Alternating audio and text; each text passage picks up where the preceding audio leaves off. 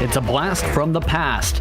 It's known on the iRacing surface as one of its most treacherous short tracks and one of its highest tire wear circuits. It's one where you have to be careful, but also be able to time out your moves near perfectly if you want to take the checker flag at North Wilkesboro Speedway. The question is, who will take home that checker today? We're about to find out here on the Global SimRacing channel. Hello everyone and welcome to the virtual North Wilkesboro Speedway in North Wilkesboro, North Carolina for the 6th race of the 2021 Season 1 campaign of the Precision Racing League Cup Series. I'm Justin Prince. Alongside me in the booth tonight is Christian Challenger. Behind the scenes is our director Sean Ambrose, and he's using cameras provided by Dougie Beard. Many big names have found their way to victory lane at this circuit.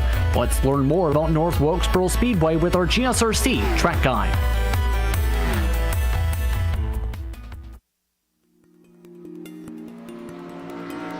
North Wilkesboro is a legend in the world of NASCAR, the very first NASCAR sanctioned track. Before falling into the clutches of NASCAR's expansion of the mid to late 90s, NASCAR Cup cars made 2 trips here a year. Petty, Allison, Waltrip, Earnhardt, Bonnet, Gordon. The list of winners here reads of NASCAR's legends. North Wilkesboro opened as a dirt track, having the same shape that it does to this day. In the late 50s, it was paved. This is when it became the track we know of today. This 5/8 mile oval is known for keeping a lot of speed on entry into those 14-degree bank corners. For a long part of NASCAR's early years, this was one of the fastest short tracks around. And with it, the unique characteristic, partly a result of lack of funds when they first cut the track.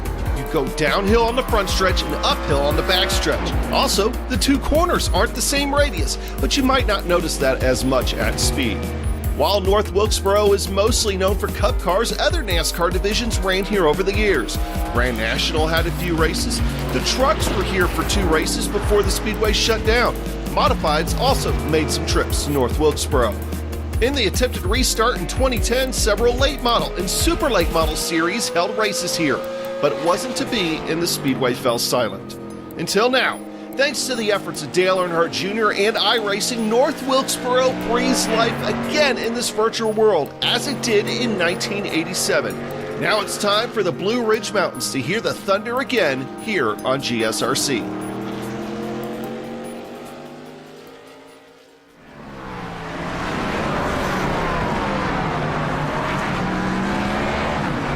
That was a look at our GSRC track guide for North Wilkesboro Speedway. Now, let's bring my broadcast partner for tonight, Christian Challenger, a track where last year in the All-Star race, you actually ended up taking a 30-lap difference or so on tires, give or take, and nearly lapped your way to the back end of the field as the race leader in the trucks. Your opinion for the Cup cars tonight and what we should see? Well, I would say that showed pretty clearly actually kind of how important tires are around this place. It's a 5/8 mile track and it's extremely difficult and very, very tough on tires. So I think we're going to see a lot of guys trying to do some different strategies today, and we'll hopefully see some good racing because of that and some field spread as well. It's a really, really tough track. Obviously, it's completely different in 1 and 2 and 3 and 4. The track kind of drops away as it gets to 1 and 2, whereas it rises up coming into 3 and 4. And it's always difficult to get off the corner, and yeah, it's difficult to pass around here as well. And this is a pretty interesting kind of combination of car that we've got here. It's not quite the full power motor, but it is the low downforce package. It's going to be fun to see how these drivers drive at this racetrack tonight with speeds, though. Of course, that was in reference, by the way, for the All-Star race in terms of the NASCAR Coca-Cola iRacing series here. Now, this series is sponsored by SimMSA. SimMSA provides many consulting services, from completely customizing simulators to managing teams, individual drivers, and managing complete events. SimMSA is working hard to bring communities, associations, organizations, companies, manufacturers, teams, and drivers together at one place to support and promote sim racing internationally, bridging virtual and real motorsports and providing and understanding a link in a network between these two involving sim racers, real drivers, teams, and crew members, managers, engineers, and of course, motorsports fans alike. This series is also sponsored by Butt Kicker. Butt Kicker products include incredible immersion and bring realism to every game. Feel every nuance and truly put yourself in the driver's seat. Feel what you've been missing by going to thebuttkicker.com. This series also sponsored by NinjaTrader. ready to compete against the financial markets. Supporting more than 60,000 users across the globe, NinjaTrader provides award-winning trading software and brokerage services. NinjaTrader is always free to use for advanced charting, backtesting, and trade simulation. Visit NinjaTrader.com to get started with a risk-free trading simulator and start tracking your performance. Let's take a look at how the performance has been tracked so far for your point standings entering tonight. And per league bulletin prior to tonight's action, it does include the drop week now up until round 9 for this season. That puts Connor Hall in the lead at the moment by 8 points over James O'Brien in the standings, with Richard Regan Jr., Joshua Daniels, and Bradley Hawley, your top 5 in the driver's standings, 22 points. That's separation from first down to 5th so far in the campaign. 5 victories have seen combined between Regan Jr.'s 2 and 3 for Hall. That has seen private label Team Hype as the top team in the standings for that side of the garage, with their 2 victories from Regan Jr. They lead 33 points over Winnebago Racing Black, Carl Ramrod, SGE eSports, Connor Hall eSports rounding out the top 5. Connor Hall with the majority of the points for that team so far this season. Now, tonight's going to be an interesting one, Christian, in terms of how the race plays out tonight, because the scheduled distance is 235 laps, but as you've calculated, that could be tight if we get a few cautions. Yeah, definitely. So 235 laps tonight, or 90 minutes. And 235 laps at about 20 seconds a lap is, looks at 78 minutes and 20 seconds. So definitely not a huge amount of window there if we do have some cautions. And I'll be honest and say I expect some cautions here tonight, because it is a tough racetrack and it is difficult to pass on. So I think we're going to see at least maybe 2, 3. And one interesting thing to really keep an eye on, though, is they only have 4 sets of tires total. So they've got to start on 1, and then they have 3 in the pits, and that's not going to be easy making the decision as to when you take those around here. Especially with the differences in speed and never knowing how long some of these runs could go. Connor Hall is the current fastest driver in practice by about a full 1/10 of a second plus over James O'Brien. Scotty Johnson for a long time was second for the past 30 minutes or so. That difference by 3/1000 of a second between O'Brien and Johnson. Bisson Jr., Danny Cervantes, the top 5. Majority of the field running in the 2s and 3s as the personal best, Christian, in this session for practice and preparation for tonight. Yeah, and I think that's actually kind of surprising how close the field is, really. Obviously, it's quite a short lap, 18-second laps, but still, to have that kind of spread is pretty tight. And I think the big differentiation we're going to see is definitely on long runs. Obviously, the one-lap pace is important for qualifying, and that's definitely important around this track. It is difficult to pass, especially really trying to get around drivers, because you can run too wide fairly easily, but you'll slow both of yourselves down. And say, for example, if you're underneath someone, as we actually see right there, what I was going to talk about coming up in turn 4, if you're underneath someone and trying to get drive off, it's pretty tricky to do that, and you can quite easily end up being either destroying your own rear tires or having a moment such as that. So that's what I'm going to be watching out for tonight, with guys trying to get past people on the bottom and just kind of getting pinched down and struggling to drive off. Drivers finishing up their practice session for tonight. Overall, 28 drivers put in times in preparation for tonight.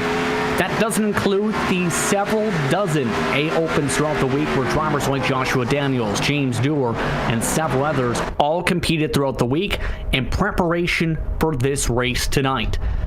Drivers all set to go for qualifying. 5 minutes, 2 solo qualifying laps around North Wilkesboro Speedway. Track temperature today, 107 degrees for qualifying, 80 degrees the air temp. In sim day is April the 1st, 2021. And already drivers off and away for their session here. How difficult is it to try and get a proper qualifying lap here, especially with it being not only a difficult track and technical circuit, but one that, don't forget, is on the side of a hill where you're going downhill down that front stretch? Yeah, it's really difficult. I always find this track is particularly difficult to try and get hot lap pace out of, just because of how different, as you say, turn 1 and turn 3 is. So 1, you're dropping down the hill, and turn 3, it always feels like you're never really driving in deep enough, because you're actually coming on the uphill. So it's very different. It's difficult to judge how much grip you've got. The banking as well, it's almost, the best way I could describe it is almost like it's kind of progressive in a way, where if you drive deeper into turn 1, you can actually run a little bit higher up the racetrack and still get around there pretty good. But it's not easy to find a good line around this place, that's for sure. we're following along with, set an 18.5 as his best time. David Wilson Jr. setting an 18.3. Colton Lane sending himself into the threes as well. The normal qualifying pace for a majority of the competitors been hearing is around the 18.1s for today. And that's going to mean you're going to have to be up on the wheel. Any mistake could cost you a ton of time with this line. Yeah, and that's definitely challenging as well. Obviously, qualifying is important at a short track. And one is such as difficult as this, really. I would say that this is harder to qualify at than even a track such as Bristol. Bristol, you have to be very, very committed. And here, it's very much the same, but at least at Bristol, if you make a slight mistake, it kind of doesn't kill the whole lap, whereas here it does. If you end up slightly offline, the whole lap is really gone. Like if you get loose off the turn 4, you're going to lose anything you have. The whole lap is going to be destroyed, and if you had one lap to go, then realistically you've lost the run onto the second one as well. And just like that, the new fastest time goes to Connor Hall, an 18 flat. About 2/10 quicker than anybody else. Adam Zemke among the drivers bumping themselves to the top 10. It's coming quickly and fast, these respective times. Of note, Mark Halen expected to take some practice laps here. Connor Hall finishing up his run with an 18.034, near dead on. Want to go back to James Dewar. We just seen a little bit of flash of him in the 55 because he's one of the drivers taking a throwback approach to tonight. You'll be seeing him throwing back to one of Ricky Craven's paint schemes, as well as Ricky Rudd's with the Tide Machines, the Clean Parts brand on the car tonight. Yeah, I think everybody loves that paint scheme. It's one that a lot of drivers like to throw back to, and obviously it's extremely recognizable as well. Jose Medina throwing back a little bit to one of Jeff Gordon's schemes with that 24, albeit with the Toyota as well. He's already done his run. It looks like not being able to set a lap if you do scrape the wall at any point or touch the grass, and it validates that said qualifying lap. That seems to be the case for Medina. Now, keep in mind after last week, which was a thrower, Christian, 3 drivers were told not to qualify per cause for caution flags at Worldwide Technology Raceway. Dinkel, Harvey, and the key one, Joshua Daniels, who's been preparing a ton for this race and was a quick driver in the top 5 last week. Yeah, and I think that's obviously going to hurt Joshua Daniels a lot. And we've seen that he's always in the top 5 in this league, so I think he can get back there, but it's going to be difficult for him. We've talked already about how difficult it is to pass around this racetrack, and he's going to have about 20 cars to go through at minimum, really, so it's not going to be easy for him. I think he needs to make sure he gets through the field cleanly. Obviously, you don't want to pick up any more penalties for future weeks. And the other thing is, you gotta make sure that you don't go a lap down, because obviously the lap's pretty short. It's only 18 seconds, so the field will spread out very, very quickly, and we're going to see the leader encountering lap traffic very, very early on. Who do you feel this type of track plays into the strengths of, especially what we've seen in the past in the series then? I think it's hard to say against Connor Hall. I mean, right now he's got 2/10 advantage in qualifying, and we know that he's fast, and we know that he's very good on long runs as well, and this track just destroys tires, so I think it's really hard to kind of call against him this week. But then we've also seen James O'Brien's been very strong this season, so I think if anybody can really take it to him, I think it's probably going to be him.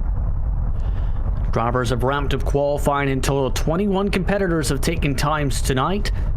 Out of the 28, 3 drivers set to start towards the back of the field to keep an eye on. Once again, we mentioned the penalties, Dinkel, Daniels, Harvey, those drivers. But qualifying is wrapped up, and what is looking to be a partly cloudy day here in North Wilkesboro, North Carolina. Let's take a look at your starting grid. In row 1, it's Connor Hall on the pole by a good 0.2 of a second over private label team Hypes, James O'Brien. Danny Cervantes starts in row 2, one of his best qualifying runs all season so far. Same can be said for David Wilson Jr. in 4 for an 18.290. Robert Bisson Jr. starts in 5th tonight in the SGE eSports machine. He'll start alongside Brendan Chatley and drive in one of the Rescue Racing eSports sponsored machines. Well, row 4 is Colton Lane alongside Bradley Hawley. Hawley had dominated last week at Gateway before being passed on that green-white checkered restart by the multiple-time champion Regan Jr. Mike Knight and Adam Zemke round out your top 10 today, Christian. And then next up, we've got Charles Sumner lining up alongside Scotty Johnson in 12th. Brandon Waltrip, Doug Evans in 13th and 14th. Patrick Cowgill back in 15th with a dead-on 18.5 lap. Abner Acosta is actually pretty far back. I expected to see him a little bit further to the front, given that this is a short track and he's pretty handy at those on road courses. He's back there in 16th. I'll be watching him moving his way through. Mark Kalin, another driver, pretty far back in 17th. Baron Hilton alongside him in 18th. Then we've got Michael Witt and Brett Accord rounding out the top. James Dorp was the last qualifier in 18.8. He was looking for adjustments prior to tonight. One of the drivers set by originals are Joshua Daniels 22nd, Harvey and Brown in row 12, row 13, Ken Allen along with Jose Medina in row 13, Danko and Holden row 14. 28 drivers all set to go for tonight's virtual North Wilkesboro Speedway for the PRL Cup Series. Let's take one more look at your weather conditions for tonight. 80 degrees is your air temp, 106 degrees now the track temp. Clouds have been frequent around this racetrack and official races throughout the week. Partly cloudy for today's action, 52% is the humidity today. As the balloons start to fly out from the infield, it's the question of how the drivers fare for tonight, your keys to victory for tonight. Absolute tire management, 100% tire management around this place. It absolutely just destroys tires. So you've got to really kind of just roll the corner and not take too much out of them. And I think you've got to keep a set saved for a late race caution. If you don't, you're just going to get absolutely destroyed by anybody who has a set of tires left. See how this all plays out for tonight. Overall, who are your drivers to watch? You mentioned Connor Hall, who also you're keeping an eye on for this one tonight. Well, obviously Connor Hall, I think we need to watch and see how he can get drivers a lap down, but Abner Acosta started back there in 16th. I'm going to watch for him moving through. He looked like he had a decent pace in practice, and obviously we'll be keeping an eye on Joshua Daniels. 235 laps on the docket tonight, more than 140 miles. We'll see how things fare out as the iRacing pace car is off. Green flags up in the stand. We're underway from North Wilkesboro.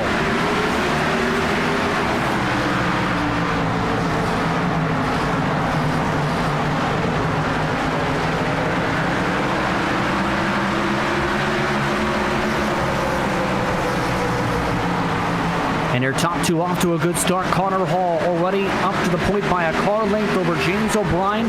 Rest of the pack starting to fight double wide around 10th or so. Majority of the drivers have already found their way to the bottom. Yeah, as expected, a lot of guys trying to get straight to the bottom if they can, but some drivers are able to hold on the top side at the moment. We've got Biso Jr. stuck on the bottom, trying to clear himself off of turn 4 here, but it's just difficult to do that because there's really not a lot of grip, especially if you're trying to keep the car hooked down to the bottom. Taking a look at Chatley among the drivers fighting for 5th position at the moment. Bradley Hawley already gaining a spot on Colton Lane off the jump. I've noticed throughout the week the top line, though, has been good on the starts and restarts. All ready for the race lead, keep in mind. And for this position, you see, drivers are trying to make the passes on the high side rather than on the bottom side. Yeah, that's definitely one thing that you can do, especially if the bottom line's starting to stack up. You can actually go to the top side, and if it's clear, you can just roll straight around people because they've got nowhere to go. You know, they're all piling in on the bottom and they're all checking each other up. So you can kind of get one over on people by using the top line on a restart while everybody's trying to get to the bottom. Looks like Connor Hall's picked up on that. He's now moved up to the second line. Originally, O'Brien for the past couple laps, Christian, was getting to his quarter panel on the apex, but Hall was getting the better exit to continue to stay single file down the straights. Yeah, and I've got to think that Connor Hall is trying to save some tire here, and obviously we've seen him try and do that on mile and a halves, and generally that means he falls back a little bit, but on a short track where it's so difficult to pass, I think he's probably going to be able to hold on to the lead pretty easily here, but what it means is everybody throughout the entire field is still bunched up. There is no separation right now. Everybody knows it better. Yeah, the separation among the top 15 is about 4 seconds on the racetrack. Your biggest mover just so happens to be the driver you're keeping an eye on, Christian. Acosta's already up 5 positions to 11th of note on your pylon. Yeah, I've been watching him. He's been pretty aggressive right now. He's getting his way by Scotty Johnson, who's on the top side, but he's got Adams Emke in front of him. But it looks like he's going to maybe trying to get under him in 3 and 4 here as well. Trying to get the run as Lane gets loose. A bit of a checkup effect. To the inside goes Emke. Now near bumper to bumper once again as Empty now loses a spot from that. That moves Acosta up +6.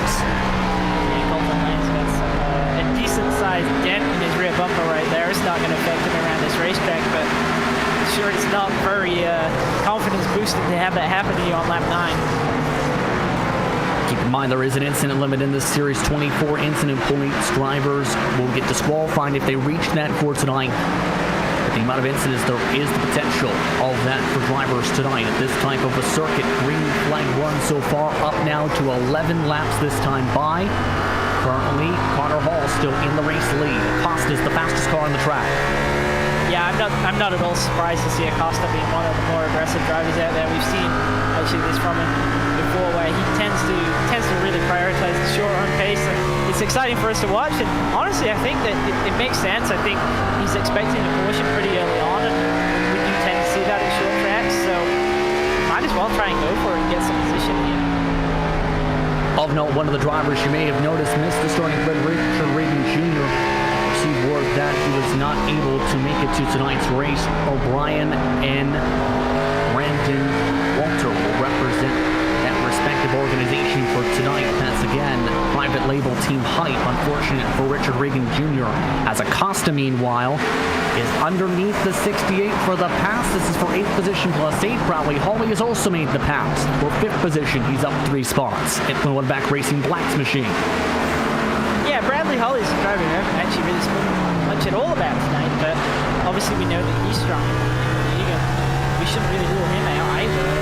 Especially if we get a long run, we know that his long run pace is usually very, very good.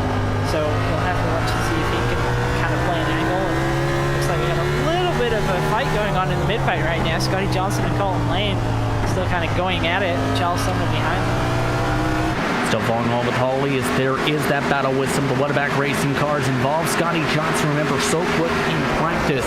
Just going to get the qualifying lap, and it almost looked like. And track position so critical to be able to properly show that speed and be able to maintain track position in the long run. Yeah, and I think that's always difficult as well at short tracks. If you kind of make a mistake on your qualifying lap, you start much further back than you would expect. Because if you know that you've got a good car, you know how much time you're going to lose just trying to get through the field. So you can kind of run into a problem where you're maybe a little bit too aggressive early on trying to move your way through, especially if you know there's slower cars in front of you. You just got to be careful. You just got to let it kind of come to you and just move through the field slowly. And it's a long race. You'll be able to get there if you've got the pace. Absolutely. Johnson, by the way, has now secured 11th by a good few car lengths or so. Circuit. 2:17 to go. And the interesting mark among this track as well, if this continues with this type of trend, is eventually drivers would have to pit. You'd have to think, right, Christian? Yeah, I definitely don't think you can do this on a full tank of gas. I think you have to make at least one pit stop. Now, obviously, it's such a short track, so you're going to have to be careful with when you make that decision. You don't want to drastically short pit the field because you'll almost certainly go at least 2 laps down, and that's going to be a major problem, even if you do get a caution, as we see the 62 car having a little bit of a moment off of you, but you got to gather it up. So yeah, you have to be careful with pit strategy. You don't want to be massively out of line with everybody else, but it does destroy tires, so you've got to make sure you don't lose too much track position by getting too late. Has to find a way up to 7th down, so we've seen. And the interesting thing for Acosta with how he's been pushing too is eventually you'd have to think the tires have to equalize with the amount of pushing he's doing, especially with how deep he's sending it. Caution is out, though. It's for Jose Medina. First yellow flag on the track for the 24 machine was running 26th, and he's now in the grass. So quickly under our first caution, it was in the battle for that position or so. James Dewar giving a bit of help that time and turns 3 and 4. We see the 24 going around the outside here in the exit of 2. And it's coming in at 3 at 55. Just gets in a little bit deep and kind of a hard stop for Jose Medina against the wall. And a big kick up on the curve as well. So he's going to be carrying some damage from this point forwards, but it'll be interesting to see if we have anybody come down pit road. I feel like it's a little bit too soon. A couple drivers did. Chad Brown elected to come down as drivers were in turn 3 behind the iRacing official pace car. Mike Knight is the only driver to come down under the scheduled start of the pit lane entry. So the 68 going with a different strategy, it appears. Yeah, Mike Knight was having a pretty strong run as well. Started in 9th, was running in 11th, so he's obviously going for an interesting play here. And we'll have to see if he can get all the way up to the lead. Obviously, we know tires are important on this track, but 22 laps is not really that much. I would have felt that this was a more comfortable play if, say, they'd ran maybe 35 to 45 laps. Wonder if it's more so because of damage, maybe, because he does have a bit of a crinkle in the front end. Yeah, definitely could be related to that. One thing I did notice is the air temperature being 80 degrees is a little bit high, so if you kind of damage the nose, you may run into some issues with tape and cooling, especially if you've been pretty aggressive with tape. So that's something that's definitely they've got to keep an eye on. Some of the drivers trying to sort themselves together. Bison Jr. having a solid run tonight. He is still in 4th. Bison Jr. is a driver that we've seen pretty strong on short tracks. I believe he was running pretty well at Nashville the last time we saw him out there. This is kind of a similar track. It's maybe not as fast, but it's that kind of really sort of raw old school racetrack where everything's really rough and you're kind of holding on a bit. So not really surprised to see him up in the top 5. Drivers expect to get the 1-to-go signal this time and can confirm the reason we had seen that pit stop sequence for Knight was he was the car who made contact with Colton Lane's back end for that major dent on the 60 machine. So wanted to make sure the damage was good on his car. We're hearing on the radio. Now, the iRacing official pace car making its way down the front straightaway in what has been a race dominated by Connor Hall so far in the early going. One-to-go signal this time by. He'll start in front of James O'Brien, Danny Cervantes, Robert Bison Jr., Bradley Holney, the top 5. Wilson Jr., Acosta, Chatley, Zepke, Scotty Johnson, your top 10 at the moment.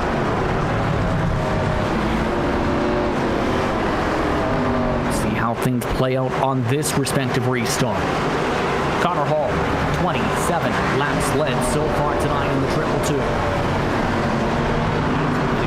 Appearances in the Arc Menard Series in the past, hence the yellow spoiler. He's hopping away with that machine as he's back to the point and quickly. Nobody really struggling with wheel spin either there. I thought it might be a bit of a factor. Obviously ran 22 laps, so rear tires are going to be pretty hot, but everybody got away pretty good right there. Absolutely. O'Brien also with a good launch. Danny Cervantes, though, keeping Bison Jr. busy. And one of the things noticed is the battle for third has been one of the more intense ones on each of the restarts. It's difficult to hold on to third off a restart. Cervantes able to hold on as Bison Jr. tucks back in. Yeah, and usually third is actually a really good spot to have on a restart because you can kind of get that jump on second place by following the leader. But coming off the turn 4 at this track, you have to hold it low, and that can kind of make it a bit difficult for you to get back to the power. So that's probably why we're seeing 4th is maybe able to challenge a little bit more than we're used to.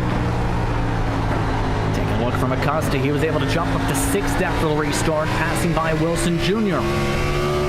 One of our biggest pushers so far of the night, plus 10. The only our driver towards that mark, Trent Finkel, who's up 9 spots.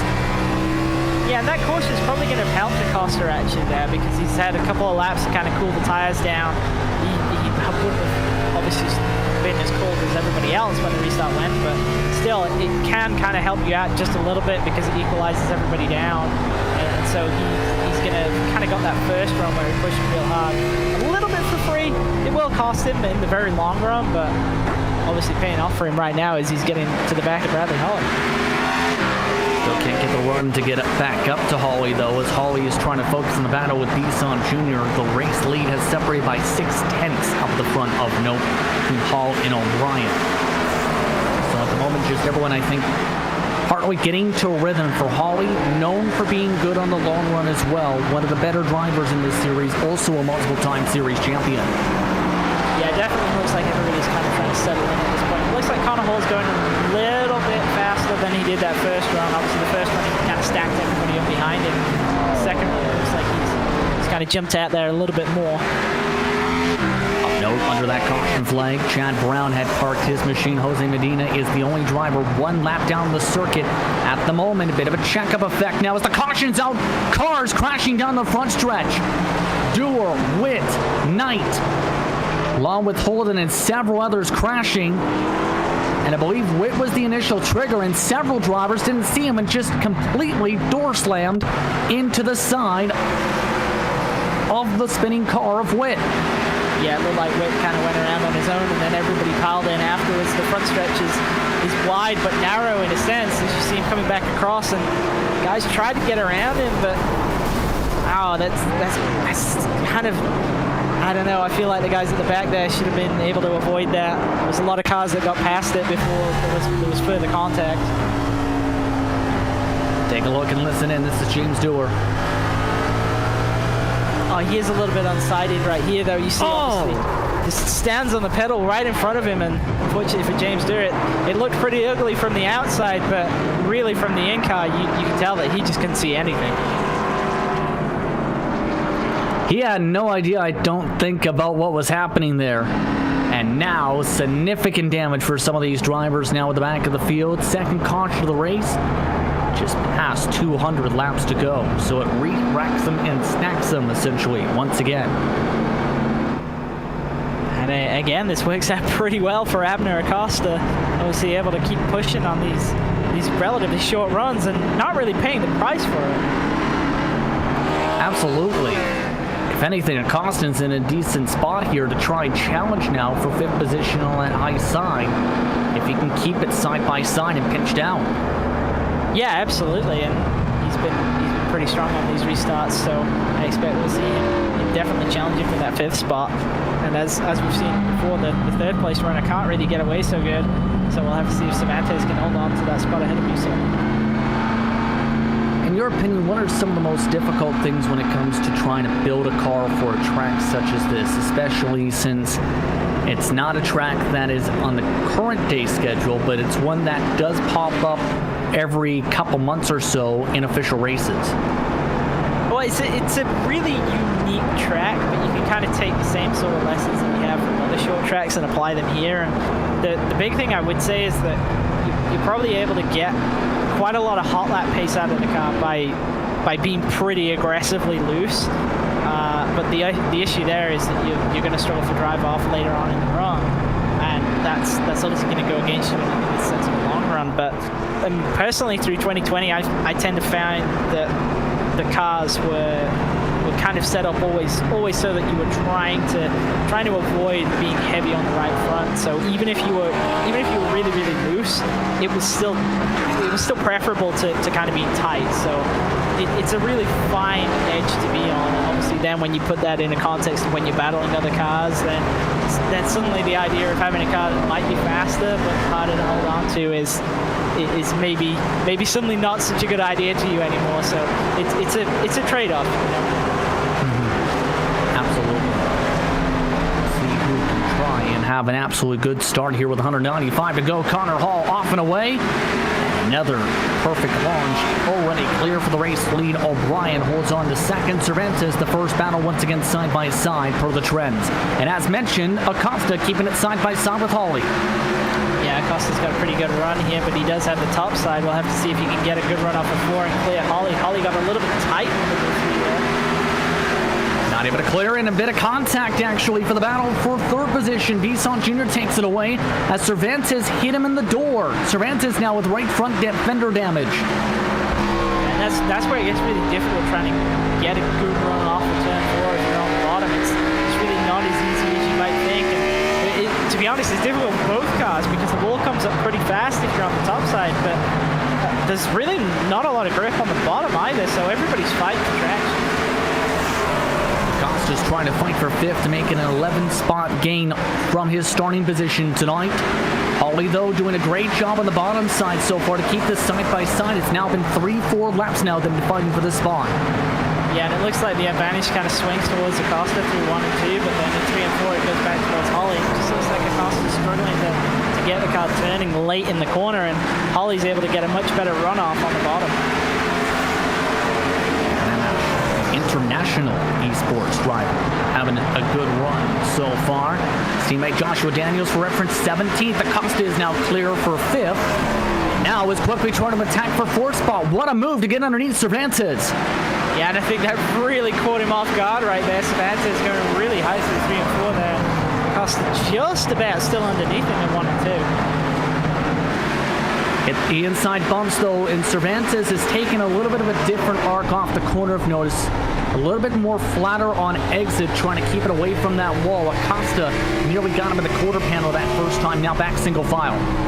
Yeah, Cervantes is looking really, really smooth and controlled right now. It doesn't look like he's really fighting his car at all. He's having a pretty good run tonight so far in 4th. He's been fairly good when it comes to the short tracks, especially when we've seen last year when it was the big series. He can be very quick at these types of tracks. Yeah, absolutely. Obviously, we've seen him have some very, very strong runs. I remember him having a pretty strong run at Bristol. It went a little bit sideways for him, but he definitely has pace on short tracks. Also leads, by the way, by half a second over James O'Brien. Bisson Jr., Cervantes, Acosta the current top 5. Holly the quickest car on the track at the moment. Zemke, Scotty Johnson, Patrick Cowgill, Brent Chatley rounds out the top 10. We talked about Trent Dingle having the start of the back because of caused cautions last week. He's up 13 spots. He's up to 14th already, and Dinkle's also somebody you can put in that category of when you give him a good car, he can take advantage. Yeah, and he's actually had a more impressive climb up the order than, say, Joshua Daniels. Joshua Daniels started 5 spots ahead of him and is actually running 2 behind him right now. So Trent Dinkle obviously being more aggressive and getting the job done a little bit quicker. This is still a long way to go, though, just starting lap 51. JK Racing Machine having some good speed today, it looks like. And Dinkle, notice, is very consistent on his marks. Just look at the line, taking it a little bit more further back on his 8th entry for the brakes, but he's also hitting a line that's actually gaining a bit more time, also sending it deeper in 1 and 2. Yeah, another driver who just looks really, really smooth and controlled right now. You can see him coming off the corner. He's never fighting the car. Looks like he might be set up just a little bit snug, but that might be the way. I mean, that's definitely an easy car to race with. He doesn't look like he's having to fight it at all. Your contact in the battle behind him of note, Brandon Walter and Joshua Daniels nearly hit out of turn 4. You mentioned Daniels. Well, he's been someone that's been trying to get a ton of work input in today. Nearly hit the back of the 99. Almost hit him again. Joshua Daniels is trying to get forwards now, but there it looks like he's just getting caught out a little bit and actually dropping away from the back of the 99. That time, Walter actually got loose and slid up the racetrack. He does have right rear damage right underneath his spoiler. Daniels takes advantage to get to the inside now for this fight. Dinkle is also caught up to Sumner up the road as well. So 2 rows side by side for positions in the mid-pack right now. Looks like Joshua Daniels isn't actually able to get this done. Looks like he might be almost forced to fall in behind Brandon Walter here. He just doesn't seem like he can get off the corner as well on the bottom. And you mentioned the potential of losing time if you're side by side. They've also already lost nearly half a second to Sumner. Yeah, absolutely. Being side by side in this racetrack is extremely detrimental just because nobody can get off the corner if you're side by side. You know, like everybody that's trying to run the bottom normally wants to drift out to the wall. And if you can't drift out to the wall, you just can't put the power down at all. And it's quite a momentum-based racetrack. He's still trying to get under the 99, and now Mark Kalen's taking advantage of this. And he wrecked in qualifying. That's part of the reason he's towards the bottom end of the field right now, where he spun out in 1 and 2 and got some damage. Really good rotation on that top side there, almost getting to the outside of 99. I thought he'd driven in too deep, but he's almost in the 3rd lane here. Well, he is in the 3rd lane here, and now he's to the right rear of the 99. Well, it also helps that Walter is trying to use the 2nd line. Your contact there, this is again for 15th position at the moment. Lap traffic is ahead now. The leaders have already lapped James Dewar. So if this stays side by side for an extra couple minutes, that could cause some factors there. Mark Caitlin, though, doesn't need the traffic. He's able to clear on by into 1 and 2 just by a little bit. Yeah, Kalen making that very, very top line really worked for him. Actually, very surprised that he was able to pull that off, and honestly made it look quite an easy pass in the end. It almost caught out Brandon Wilkes by surprise. I think that he was having a car trying to go around the outside of him whilst he himself was defending using the top line. Charles Sumner also looks like he's on the tight side in this too. He's lost a ton of time all of a sudden. Change of tactic this time. Mark Killen going to the bottom underneath Charles Sumner. Yeah, Sumner has fallen off a cliff. He's running 19.9s. The leaders are running 19.1s. What is going on to Charles Sumner's pace? Just general rotation, and more than likely his right front is pretty hot right now. You can see he's just not able to carry any speed off the corner. He's always washing out towards the top side of the racetrack. P3 is starting to heat up a little bit once more up the road of note because Bisson Jr. and Danny Cervantes are still near bumper to bumper. Lost a bit of ground to O'Brien. The lead is about 1 second, but Cervantes has kept the pressure hot on Bisson Jr.'s rear end. Yeah, we saw Bisson Jr. get by Cervantes on that restart, but I actually think Cervantes is the faster of the two drivers right now, and it almost looks like Bisson Jr. is kind of holding him up a little bit. And that's the tough part about North Wilkesboro, right, is trying to keep your car clean and keep your tires fairly conditioned, knowing at the same time you're faster than somebody, but you also don't want to end up forcing it or burning up your stuff or hitting somebody. Yeah, it's super easy to kind of turn an advantage into a disadvantage very, very quickly if you get over-exuberant and trying to pass somebody. Obviously, the easiest way to destroy your rear tires is to get side by side with a guy and then constantly trying to out-drag him off the corner. The rear tires will go away very, very quickly. You do not want to get stuck side by side with someone for a consecutive number of laps. It will really do a number on the rear tires. Now, all these cars, including the race leader and Connor Hall, are about to reach a very thick pack of traffic. And this is where lap traffic can start being factors here. Jose Medina, Michael Witt, Brett Accord, Barron Hilton, Ken Allen, Greg Holden, Mike Knight, Doug Evans are all within about a couple seconds of one another, up the track from the leaders, and they're all fairly close to one another. Most of them have been giving the bottom lines, but you reach them down the straights, it could be a factor now for some of these fights. Yeah, definitely. Obviously, if you've got the opportunity to maybe use a lap car as a pick, as we've seen trouble. Bisson Jr. around at the exit of turn 4. And that brings out the caution flag. So that was the battle going on for third position right before they reached a majority of that traffic. That was in the fight with Danny Cervantes, remember. Let's take a look at what happened.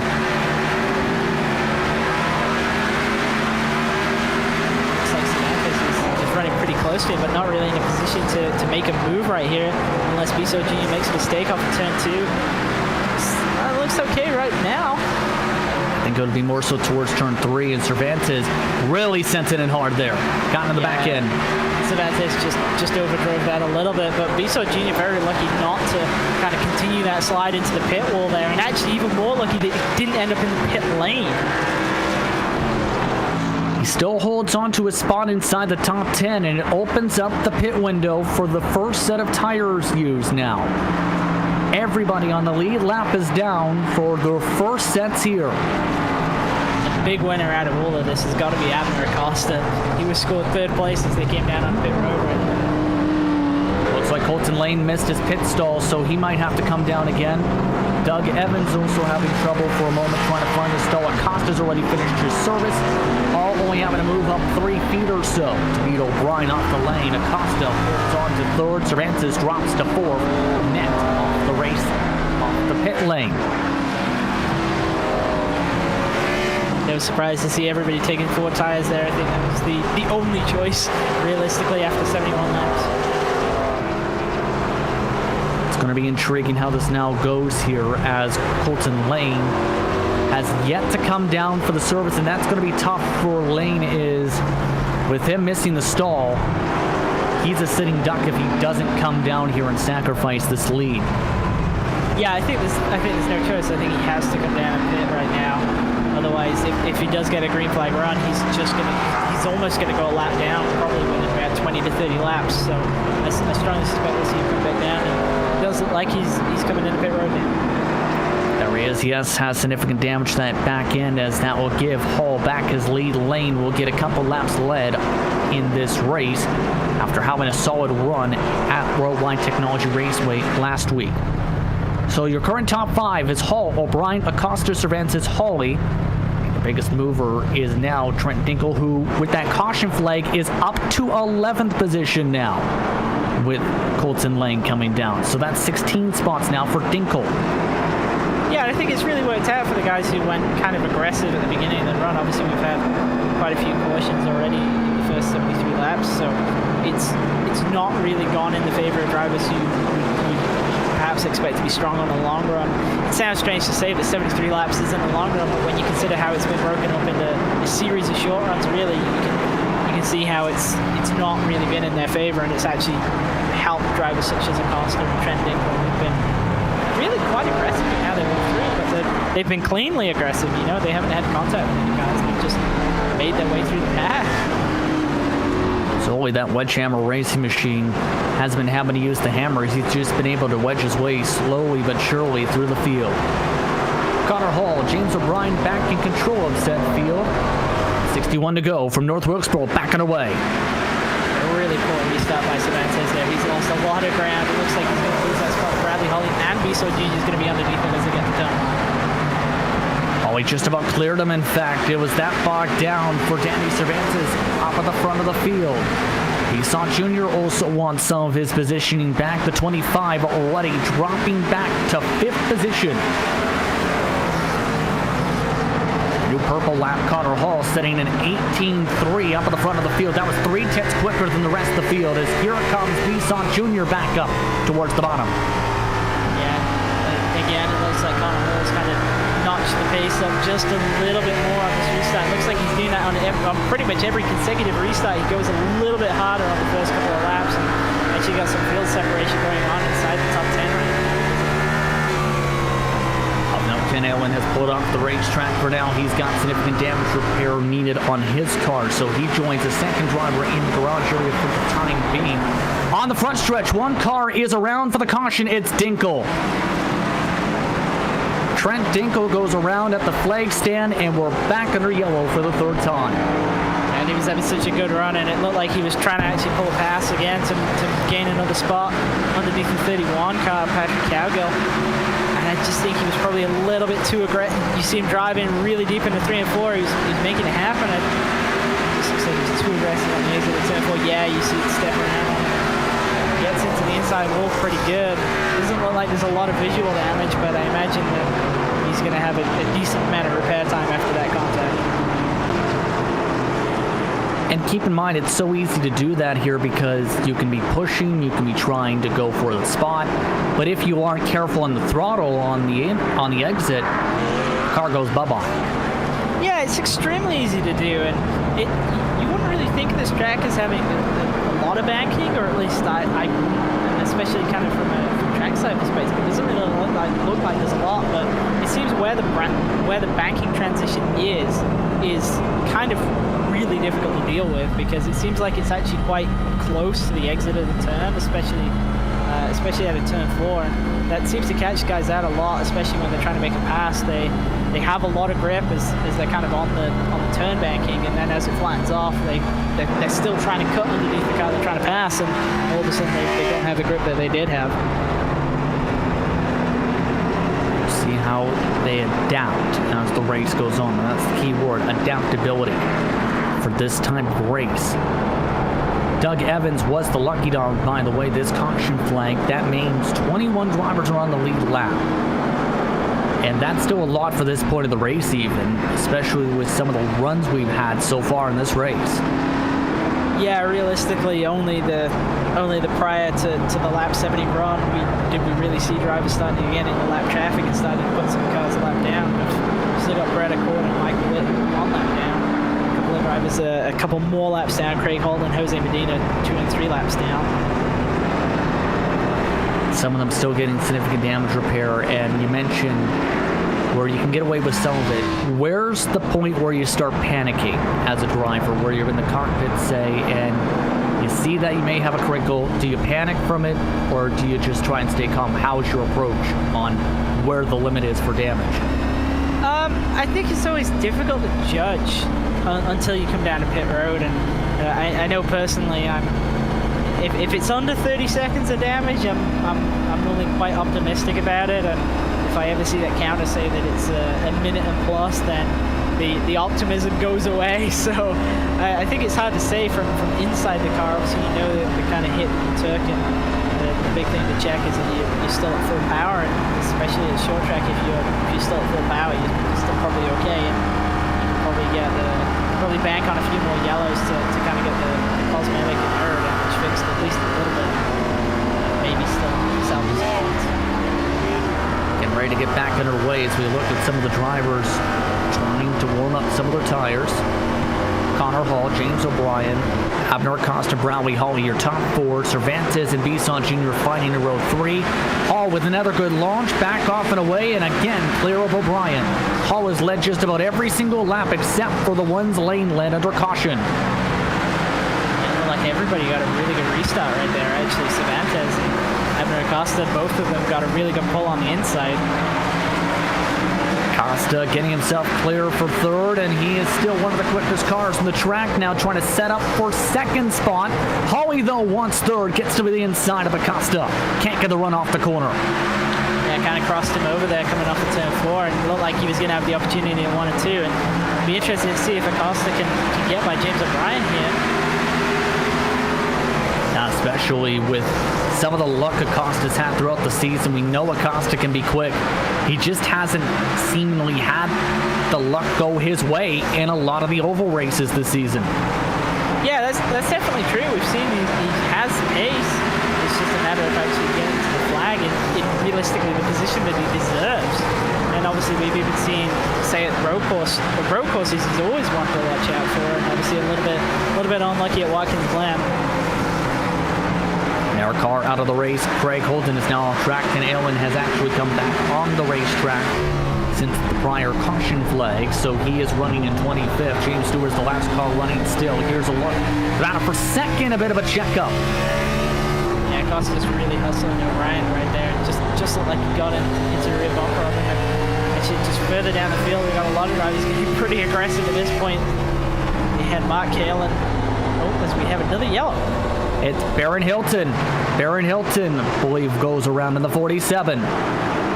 So we're back under yellow as he is back rolling in turns 3 and 4. That was where things were getting intense. You were talking about a little bit. It was around the battle going on for the mid-pack. So a lot of drivers were trying to make some moves happen on the top side, and a couple of them getting loose on turn entry. I imagine that's exactly what we're going to see here, actually. So I saw Mark Kalin have that exact same moment as Baron Hilton, but Kalin held on to it and Hilton went around. Take a look at the side-by-side. This was the 9th. And yeah, I've noticed this. If you don't have your brake bias set up properly too, it just can snap around like you'll go back and forth off the nose. Yeah, and a lot of drivers will have the brake bias really far rearwards to try and get the car to rotate, especially on corner entry, but it can go against you in a battle, because you can kind of tend to get a bit more aggressive on the pedal than maybe you should, just trying to outbrake your opponent. And obviously if you're running pretty aggressively rear with brake bias, that's the time when it'll really bite you.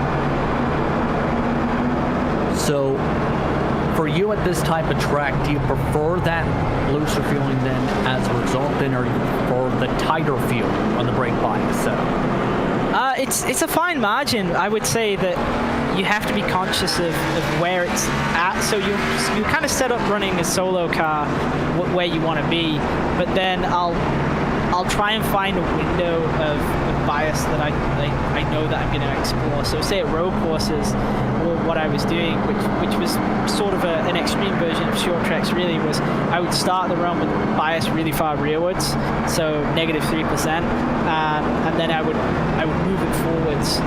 Sometimes at Charlotte Roval, for example, I'd end up all the way forwards at +3% by the end of the run. You've only got ±3% from where you start in this car, so you can really set up to take advantage of that full 6% range. And it was always kind of a disappointing moment for me if I ever ran out of bias, because I knew that I'd set the base setting wrong. So in a battle at a short track, you can kind of shunt it forwards if you know that you're going to be alongside someone and trying to make a pass. And sometimes it can help to maybe push about 1.5% forwards, just so you don't have that kind of moment that we saw happen with Baron Hilton.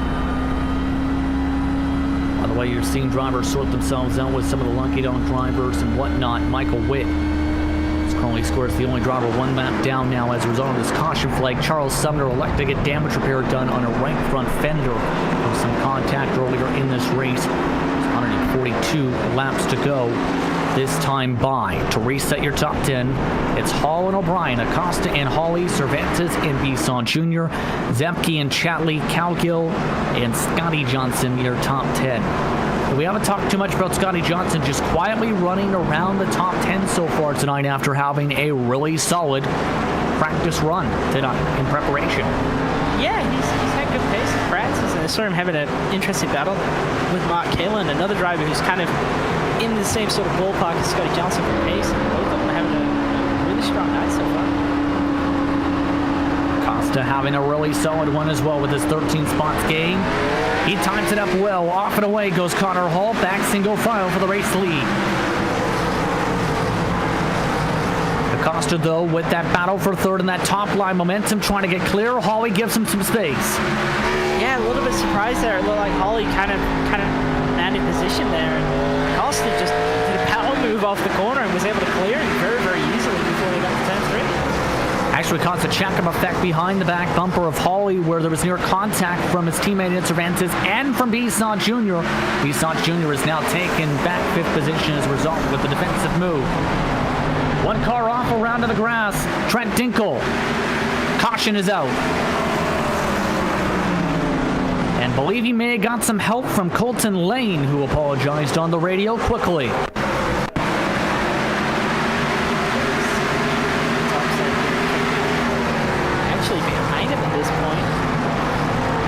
It's around turn 3. Keep in mind they have Knight also scrapping here, and wow. Oh, Lane bounced off the outside wall, and interesting that Daniel kind of had to lock it down right there. Got pushed out on the grab. I guess he just felt like he couldn't make turn 3 without really bringing it to a stop. It's unfortunate for him, but really no major damage, at least for him. There was especially the risk, though, of him if he bounced up. There was a couple cars around him going at full speed still that he could have pushed into if he kept on trying to go. Yeah, absolutely. I think he definitely made the right call there to kind of lock it down and not try and make the turn on the grass. But just unfortunate for him there that he kind of got the door slam from Colton Lane. Obviously, it wasn't an intentional move by Lane. Lane got into the wall and just bounced back, and Dinkle was underneath him. Michael Witt, the lucky dog this time in the Quick Time Motorsports Media Machine. Joshua Daniels, we haven't talked too much about in the past little while or so, has settled into around 12th position and has been methodically trying to move up through spots under these caution flag periods. Yeah, I actually was kind of keeping an eye on him on that last restart there, and it looked like he's starting to get a little bit more aggressive, obviously just coming up to lap 100 here and almost halfway through the race, and time's ticking away as well, so he's got to go, and I think he realizes that now. I think knows that he's got to get a bit more aggressive on these restarts, try and get himself into the top 10, close to the top 5 so that he can get something done towards the end of the race. Coming up to 135 laps to go, and at this point the tough thing has been with the short runs, and especially with what we've seen on the long runs so far today, Connor Hall could be tough to beat. Yeah, I think he's realistically got this covered at this point. He's not looked under threat at all. Obviously started on the pole, had that big advantage in qualifying, and I think he's got more race pace than he's showing so far. I think he's just kind of cruising at the head of the field right now. He doesn't really need to push too much harder. That's the thing with the pace laps. Well, you could push under the pace laps, but it kind of not gain you positions. Yeah, probably not going to help him here to kind of be up on the rear bumper of the pace car, but definitely looks well in control of this race. You can't hit the pace cars yet on iRacing. Give it a little bit. We'll see. We'll see if someone can find some magical ways to do so. Connor Hall, James O'Brien in control of the field, and once again, Hall off and away. raced up by Acosta that time. Costa able to keep it side by side again with Hawley. Bisson Jr. and Cervantes already tangling up as well. Good run for Hawley down the straight. Acosta better under the brakes again as he hits a bit of the curbing and actually hits Hawley's door. Hawley up the track. Cervantes going around. He locks it up. They all save it as we stay green. Yeah, Cervantes and Bisson Jr. getting together again for the second time this race. The opposite way around this time. Last time it was Cervantes getting in the back of Bisson Jr. This time, Bisson Jr. getting into the side of Cervantes. Let's take a look. And that was 2 rows of cars actually getting into each other there. You have Acosta hitting the curbing and hitting Hawley right there, and then you have this. Yeah, and I think what was happening there was Cervantes saw that Hawley had kind of been doored and was expecting that he was going to be able to get underneath him. And I don't think he forgot that Bisson Jr. was there, but I think he was kind of going for the squeeze a little bit. Scotty Johnson as man. Yeah, it was extremely close. I think he got some damage from that, but he still... It could have been much worse if he was a couple inches more to the right. Let's put it that way. He's up to 7th because of that. Yeah, absolutely. That could have been really bad for both himself and Cervantes right there if he'd have really got into the back of Cervantes. O'Brien keeping up with the race leader this run as well, within 2/10 to start off so far. O'Brien very quietly has just been able to hold on to second this entire race as well. Yeah, both first and second place here. So Connor Hall's looked realistically unassailable in the lead, but nobody's really challenged James O'Brien for second either. I thought Abner Acosta might have been able to, and Bradley Hawley's kind of still lurking there in 3rd spot, but it really looks like the top 2 are kind of in their own sort of league right here, and then there's a bit of separation between the pair of them as well. 10th quicker than the rest of the field at the moment. Hawley is holding on to 3rd. Acosta's been shuffled back to 4th from all of that craziness. 5th spot, Bisson Jr. and Brendan Chatley, who's been having his best run of the season, is still in 6th. Yeah, we've really not talked much at all about Brendan Chatley, and I think that actually might be the best thing for him. He started in 6th, is running in 6th, and just having a really good run right now. He's not falling back into the clutches of Scotty Johnson and Adam Zemke behind him. He's actually looking like he's holding on pretty good right now to the back of Robert Bisson. And this is a driver, part of Team Ramrod rather, which is a organization where, on top of things, they're known for their efforts with rescue racing, where they do a lot of charity work as well as an organization. Chatley wants that with the help of Nicholas Hunter up in the spotter stand for tonight, for example, in the car. Yeah, he did a great job to get that car some coverage, obviously running well inside the top 10, having a great run, and it looks like he's going to have the opportunity to maybe challenge Bisson Jr. Trouble. Patrick Calgill. Yeah, Calgill's in the pit lane. Calgill coming down the pit lane to 31, so something happening to Calgill. He was inside the top 10. What happened here? I can only think that this was an unscheduled stop and that he got loose off of turn 4 and just happened to end up in the pit lane, but we'll have to see. Yeah, he actually lets cars go here on the outside and nearly gets hit by Daniels. So look at that front end. Look at the front end. I think he overheated. Yeah, I definitely think that that's probably what it was. Obviously, you don't want to make a pit stop on the green if you can help it. And the front end is pretty flattened down on that car, and this is a long stop for him. You see it getting repaired. Really puffed it out. That was a big swing by the crew member there to puff it back out to make it aerodynamically sound. Yeah, absolutely. There's a couple of times I wish that I would have had that kind of repair in the Coke Series races. Downside is the leaders now have to deal with them with lap traffic as well as James Dewar. So this is not going to be fun for the traffic. Yeah, this is definitely not what anybody in this situation wanted right here. Obviously, Patrick Calgill is now 3 laps down. He does have fresh tires though. Tires right there, so he might be able to get himself at least back to 2 laps down. Absolutely, we'll see how he can try and play things out. He is currently in the lucky dog spot on the right side as well, so if chaos starts to ensue, it's towards his bright side. Craig Holden is also officially out of the race, 2 DNFs for tonight. 26 cars still rolling around the racetrack. Lead is separated a half a second. Yeah, and I'm curious curious as to what's going on with the lead pair right here, because for a moment I thought Brian was really going to challenge Connor Hall, then Hall's just kind of stepped out front again. So I'm unsure if Hall's just really managing the pace. It almost looks that way. He's now 2/10 quicker. Before they were having O'Brien, who is a couple 100s quicker.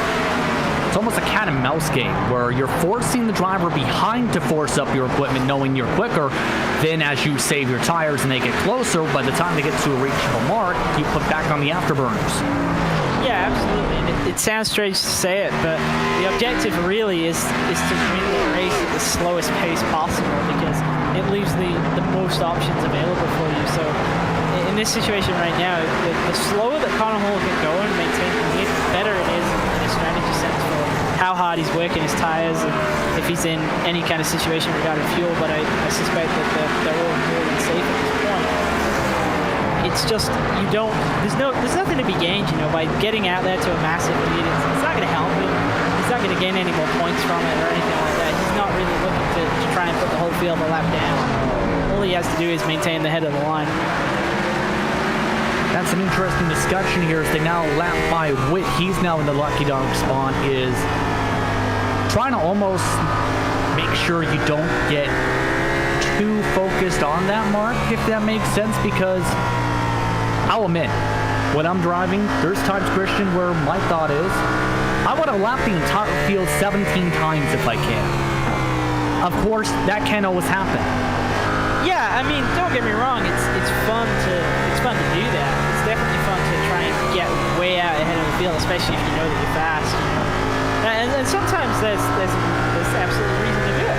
Say if you're confident that you're going to have a green flag pit stop, then there's absolutely every reason to try and build yourself a gap, because then it gives you more margin, it gives you more ability to stay out longer, to have more overlap, to have even more of an advantage after you come back out. So in those situations, you definitely want to take advantage of the pace that you've got on the car. But say here, as we see an incident on the backstretch, 55's around.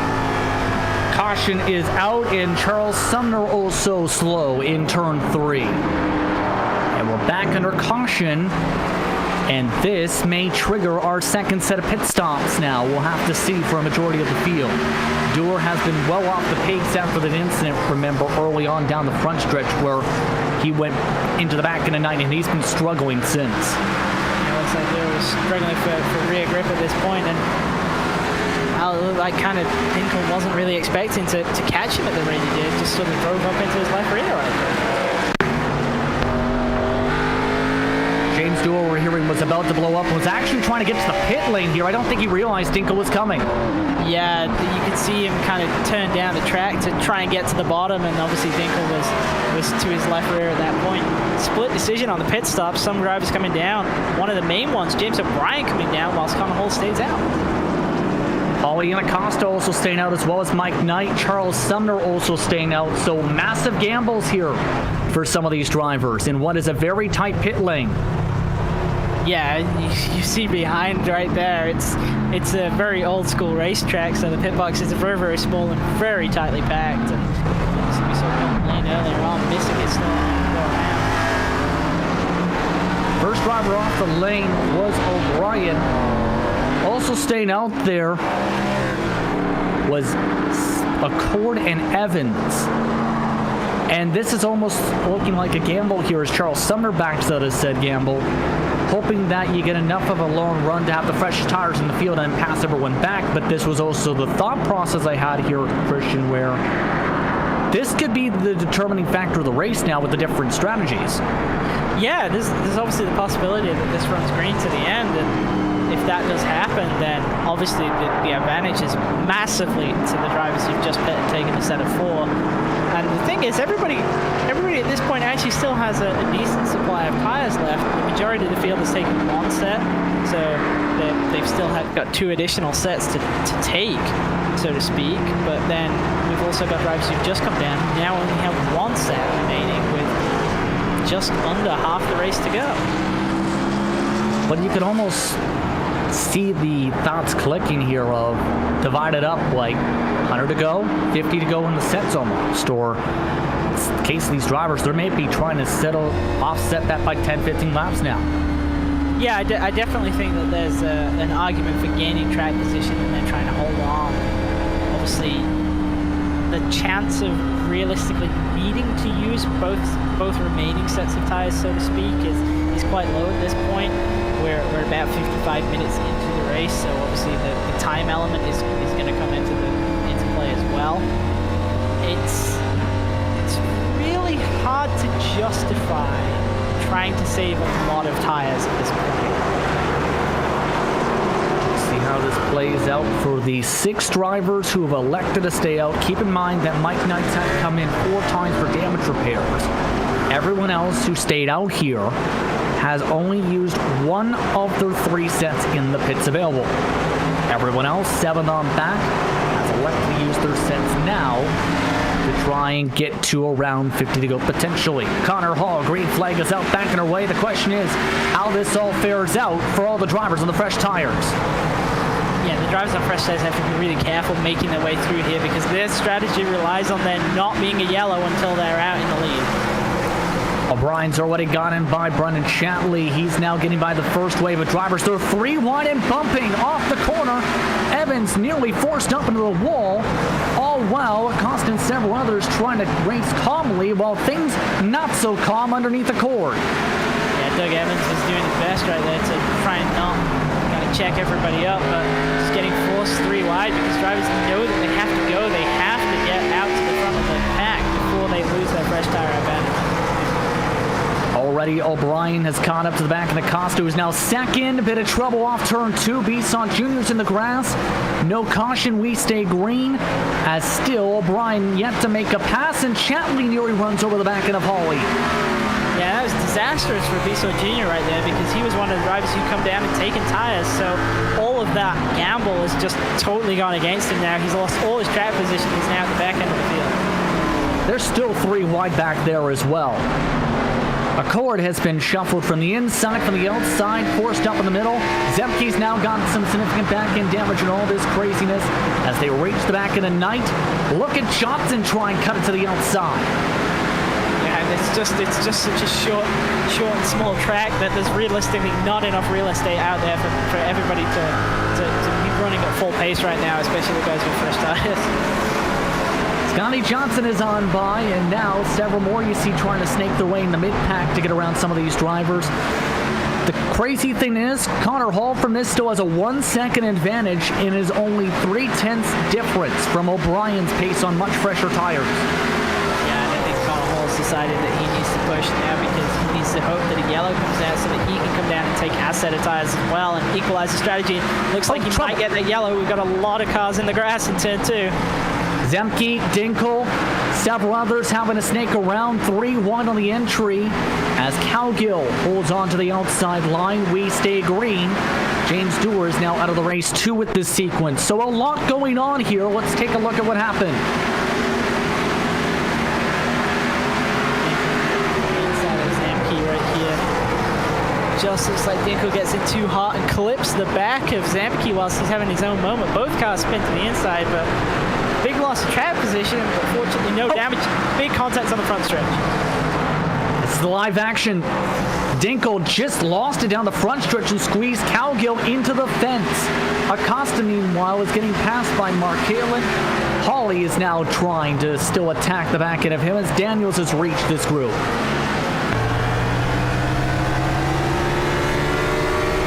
Bradley Hawley here on his old Caution. Pat Harvey is around in the middle of the racetrack, and Cowgill hits the back end of him. We're under yellow, and this is the caution all those drivers were looking for that offset on the strategy. Yeah, it was extremely rough right there for Pat Harvey. He's still in the grass right now trying to get it back going. He was running on his own in the middle of the corner, and then all of a sudden just went around, similar to what we've seen from that previous incident. Yeah, and overcorrection into the outside wall as well, and then stationary in the middle of the track. And just the drivers behind trying to get around him, and unfortunately Patrick Cowgill just ended up going straight into the back of him. Then the situation got even worse, trying to get out of the grass here and dropping a lap, I think. So really, really unfortunate incident right there for Pat Harvey. So Harvey, Hilton, as well as Calgio getting involved in that incident. Service is now underway for all those drivers except for Connor Hall and Abner Acosta, it appears. They're keeping themselves longer on the track. Doug Evans also sat stationary in the pit box for a majority of this time. Cervantes also came down for damage repair. So most of the drivers electing to take the fresher tires now after what was about a 10 to 12 green flag lap run. Connor Hall waiting it out a little bit more with Acosta. Yeah, Hall waiting it out. I don't think it's too much of a surprise because he clearly had a lot of pace in hand still.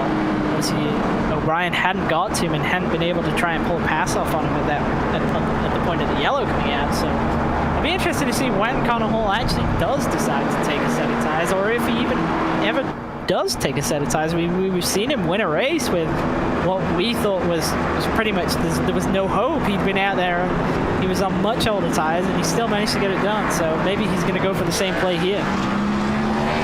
Acosta's in the same play and he was still holding on to a top 5 run before the caution flag.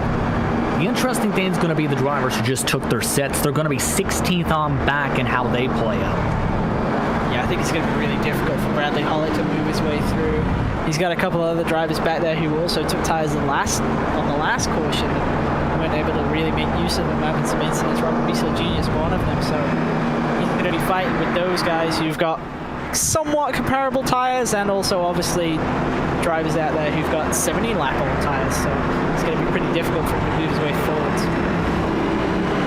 Take a look at your big movers and biggest droppers so far. You see plus 16 now for Daniels. The drivers who have been able to take advantage of some of the strategy tonight. Plus 13 for Mark Kalin. Acosta still a plus 11. Dinko has been up and down the grid as high as plus 20 tonight, but is now plus 13.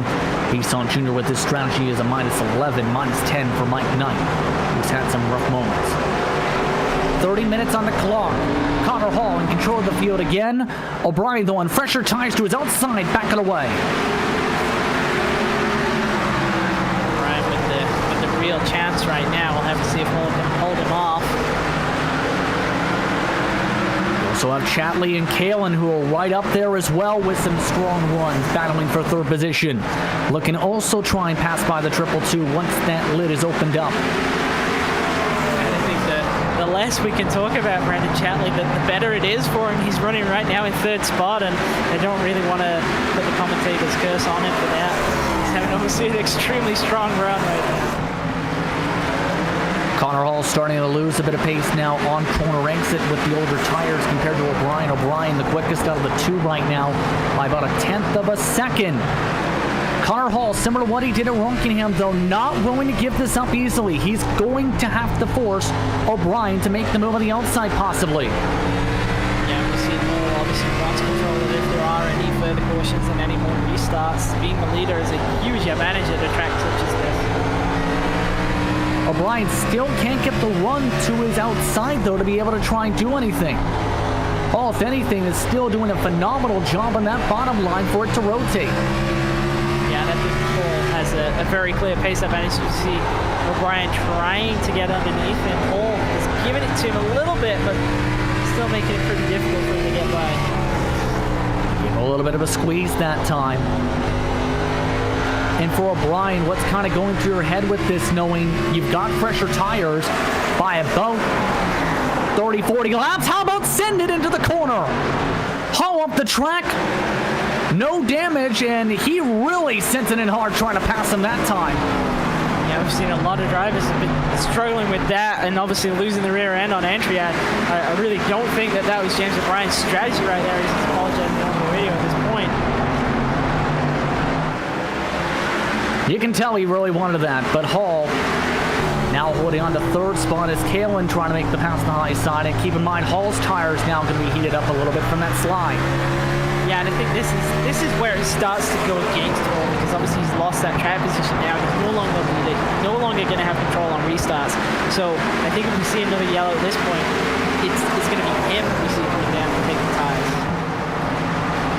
Kalin way up the racetrack this time. A bit of contact behind him. Colton Lane just got him in the back end. And Bradley Hawley is coming to the field. He's up to 11th. Hawley made a good decision to take tires at that point. It looks like he's really working out for him. Obviously still pretty far back from the lead, 3.5 seconds back. So it's going to be a while before he's in that fight. And one more car sliding behind him. You've seen Baron Hilton able to save it. Bounced off some cars, no caution. Bounced off a couple of the drivers who took tires. Up in the track goes Wilson now, nearly up to the fence. Yeah, Adam Zamke really while still is struggling at this point, he's looking really loose on corner entry. And last time there, he was underneath Wilson and just ended up running him up the racetrack. A bit similar to what we saw with O'Brien and Hall, actually. I wonder if some of that back end is causing that. Speaking of back ends going out, more contact. Johnson holds on to it. Everyone else ducks to the bottom side and gets underneath. There's more contact from the teammates this time. I think Johnson didn't realize that Biso Jr. was underneath him right there. He was just trying to gather up his own incident. Take a look at what happened here as bumper cars breaking out in North Wilkesboro. You see Lane is behind Scotty Johnson right here and gets loose again as we see watching the racetrack, gets into Johnson, actually gasses up to straighten Johnson out, and then while Scotty Johnson's getting himself recovered, I don't think he realized that Biso Jr. was underneath him at that point and gave him a bit of a squeeze into turn 3. So Scotty Johnson back to 16th from all of that. Car has a few more dents, let's put it that way.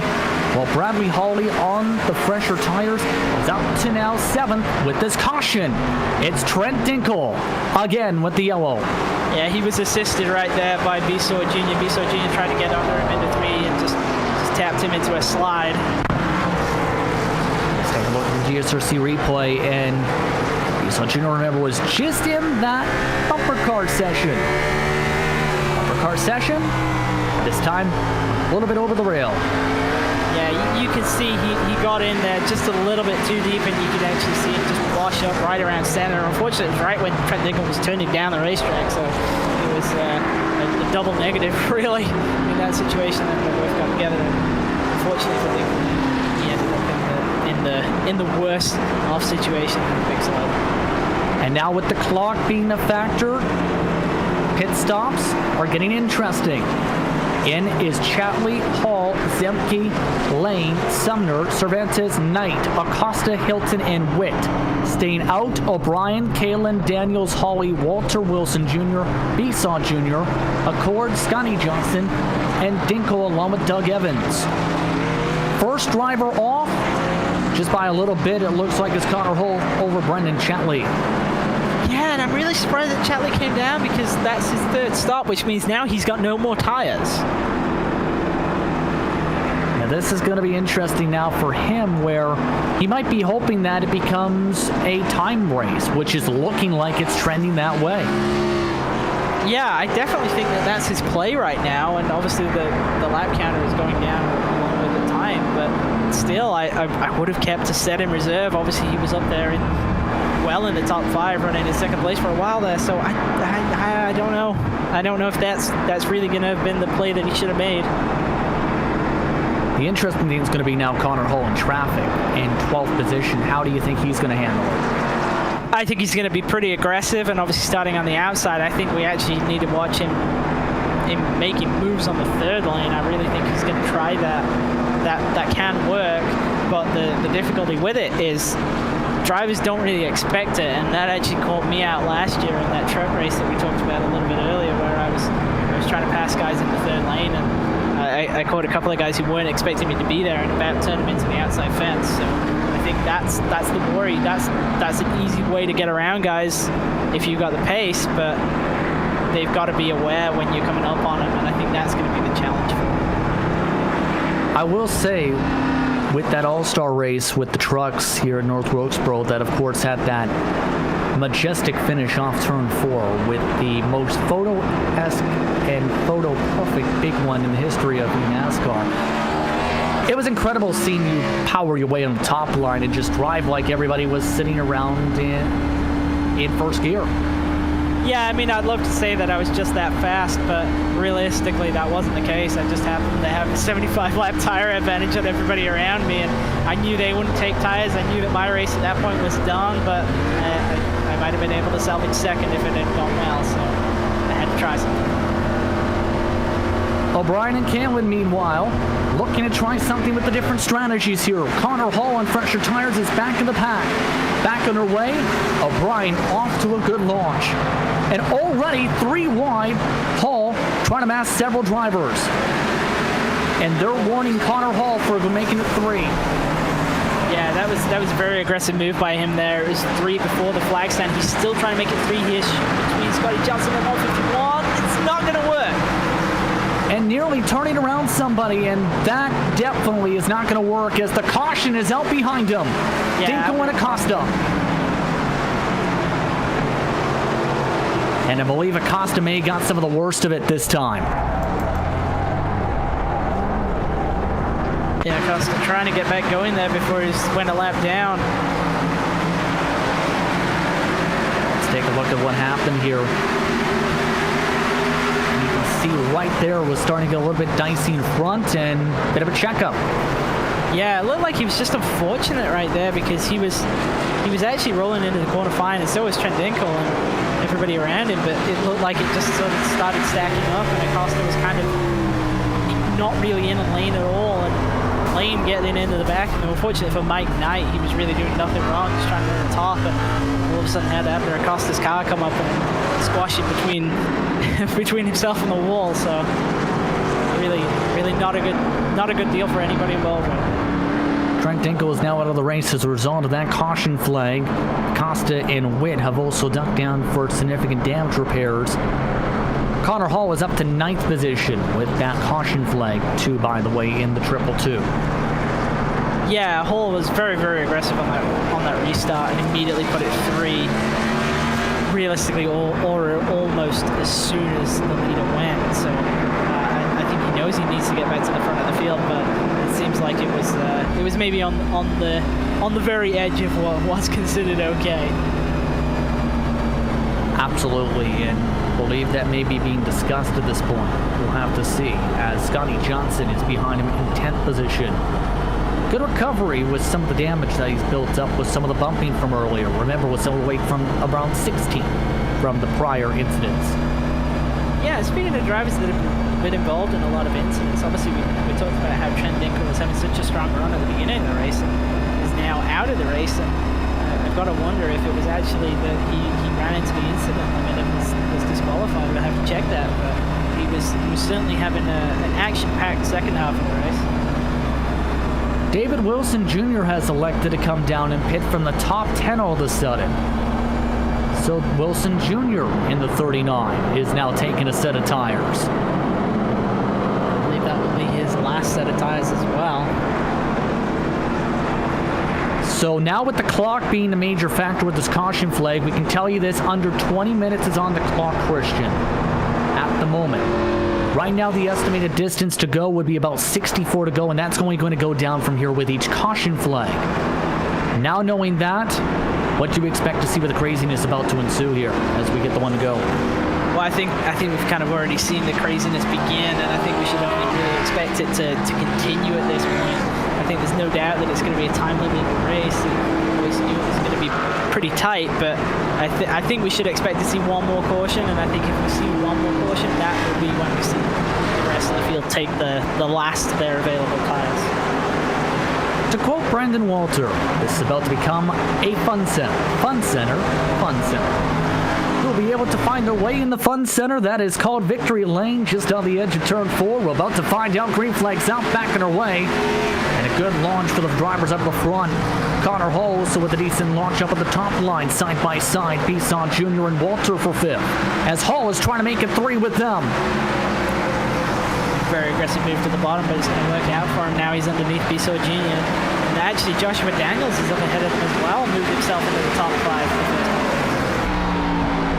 Yes, indeed, it's been a methodical run for him. You also have Bradley Hawley, who's on a bit fresher tires than O'Brien and Callan up there as well. Daniels now getting passed by the freshest tires, though, for 4th position. Callan still fighting hard for 2nd as Hawley nearly loses it.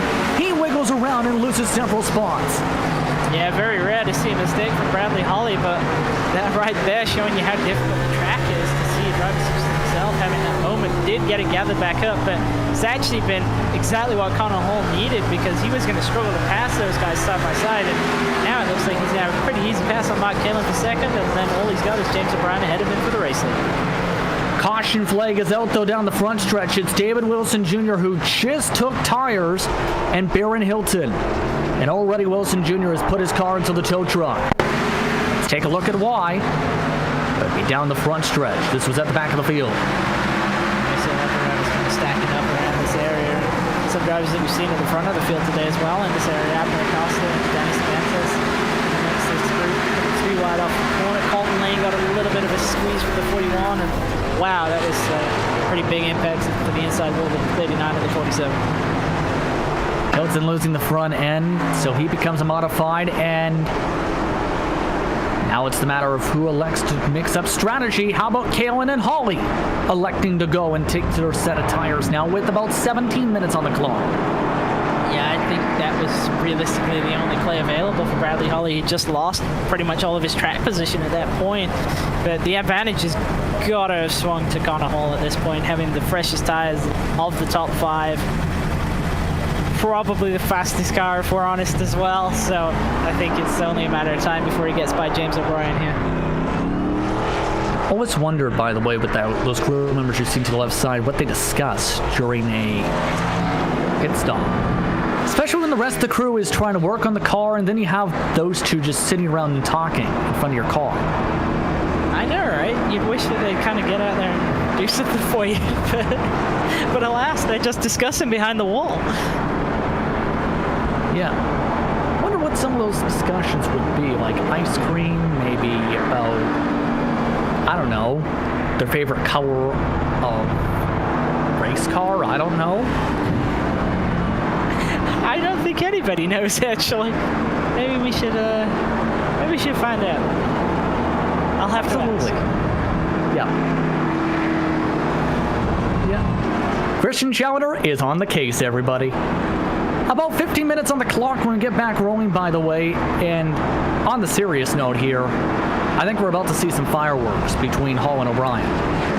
Yeah, absolutely. I mean, obviously O'Brien has control of the restart, but Hall has got a massive tire advantage. He's pretty certainly the quickest car out here. I don't think O'Brien's going to be in any hurry to give up the lead, but at the same time, I think Hall probably feels like that this is his race to win. So I think he's going to be pretty aggressive trying to make the pass. And obviously, with the time counting down, can't really afford to wait too long either. Joshua Daniels is also up here, keep in mind, and what a drive for him. He's your biggest mover of this race. And he's had to methodically do it too. Yeah, and he's on an equal tire strategy with everybody around him as well. Obviously made some great strategy decisions to kind of leapfrog up the field, and he was working his way through as well. So he's converted from that back of the grid start in P3 right now. Coming up to the restart. O'Brien in control of the field. Connor Hall to his outside. Green flags back out. Once more from North Wilkesboro. Good launch from O'Brien. Already clear off into the corner, but Hall able to send it hard on the outside. Daniels trying to hold off Bisson Jr. Hall is now in the race lead. Yeah, I wasn't expecting him to clear him that easily, but I definitely expected him to clear him at some point. But that clearly shows the amount of pace that Hall had in hand that he just wasn't showing us for the first half of the race. How about 0.6 of a second difference on that first lap after the restart? An 18.6. Everyone else in the 19-second bracket. Now, how will O'Brien try and defend Daniels, Bisson Jr., and Chatley, who is also on a different set of tires. In fact, the same set of cycle tires as Hall. Now to the back bumper of Daniels, as now he goes to the inside. Bit of a nudge right there. I don't think he was meaning to do that. He's just such a pace advantage that he's able to easily roll by Joshua Daniels. Up to third, in fact. O'Brien, meanwhile, continues to hound Connor Hall, who has equalized for the time being and saving. So O'Brien's not giving up. In fact, he's trying to take advantage of the saving possibly. Yeah, I think realistically, though, he's got to know that Hall has so much pace in hand. There's no way that this is all that Hall can do right now. I mean, Brandon Chatley is running this pad down. He's going to have an opportunity to get second right here. One more driver with some trouble on the backstretch, rather. Acosta from 12th has just fallen back to 20th. We stay green. Also, keep in mind as this goes on, Chatley has reeled in the top 2. So he is now the fastest car on the racetrack, and he's now going for second. O'Brien gives him space. Yeah, I think O'Brien must know that the advantage is definitely not in his favor right here, and that he'd be better off to just let Chatley by. And this is a really great run by Brandon Chatley. Started in 6th spot, stayed clean all night. I was skeptical of that decision to come down to take tires. I didn't know if he had the pace to make it work, but obviously he's now really locked into P2 right now. It's 2/10 quicker before the pass. Now we'll see how he is after the pass. One of the drivers representing Whataback Racing in this series. Ramrod, I should rather say. Pardon. You can see his fastest lap. Currently 3/10 still, though, off of Connor Hall's fastest lap. Was about a 10th and a half slower last time. Yeah, you got to think that Connor Hall's just managing at this point. He does have a set of tires in reserve, but I don't think we'll see him come down and take them. I actually don't think we're going to see anybody in the top 10 come down and take a set of tires if we do see another yellow at this point.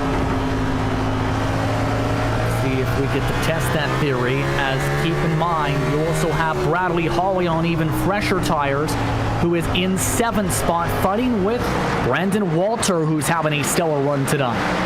He's trying to hold on to 6th. And Hawley does need to make this work because he has no tires in reserve either, so he's got to try and get himself forward as possible in the event that there is another yellow, because if he's behind drivers who have tire sets available, it's just going to go against him if they do come down a bit. Zemke also one of those drivers, by the way, in that potential box as we follow on board now with Hawley. Trying to poke his way around now. Scotty Johnson is around on the back straightaway. No caution flag. We stay green. As to the inside goes Hawley underneath Daniels for 5th. I think Daniels knows that there's not really a lot of point in fighting these guys that got fresher tires. But as he's running their own pace, you see Zemke is moving his way up as well. What also doesn't help that Brandon Walter just knocked the fence down the back straightaway, and now Zemke's to his outside because of that hit. Is probably going to clear him on the exit of 2. Charles Sumner is also moving his way up, having a good run, looking to the inside of Brandon Walter now into turn 3. Charles Sumner has come down a couple times for damage repair throughout this entire race. It's been an up and down day for Sumner and a very up and down season for the 98 in the Tropicana Chevrolet. Yeah, we've seen him get involved in quite a number of incidents, but has always been able to rally back to actually getting a good points finish. And right now, again, doing the same thing here, running inside the top 10. Late to 8th position. That's the highest he's been throughout the entire night. Danny Cervantes now trying to take advantage of the damage 99. Not able to get the run inside the line. Colton Lane is also in this grouping. Keep in mind that Walter's on very old tires, similar to James O'Brien, Visson Jr. and Company here in this grouping. While Cervantes, Lane and Company, they're already 35 laps until including caution flag laps on their set of tires. Yeah, Cervantes trying to get by Walter here, and obviously the advantage is kind of moving away from him. And Cervantes has had a little bit of a rough night. Obviously started off very well, started in 3rd spot. Unfortunately got sent around and has been recovering ever since. Lane having another huge moment on the entry to turn 1. Bit of a scary moment there as he'll say hello to the fresh tires of Mark Kalin. And the interesting thing is Kalin hasn't been able to get to the field like Bradley Hawley has been on the same strategy tonight, as Evans nearly hits the inside wall. Yeah, Kalin's another driver that we saw feature at the front of the field for a very large portion of the race. And unfortunately, he's ended up outside of the top 10 right now, looking to recover, but I think he's going to run out of time. Especially with right now, 8 minutes and 25 seconds are on the clock. Daniels is now dropping back with those older tires now.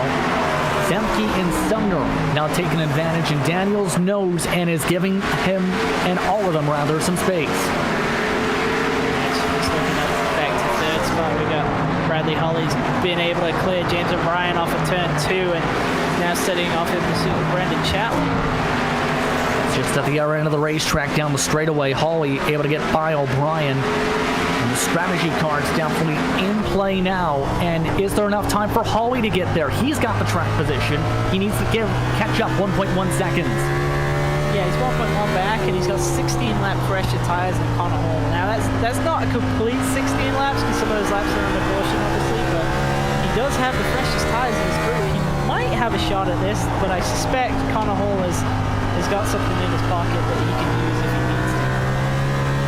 And keep in mind as well, it's going to be tight right now. We are not expected to get to lap 235, but we can tell you there is 24 estimated laps to go this time by the stripe, and this is one of our longest runs of the race tonight.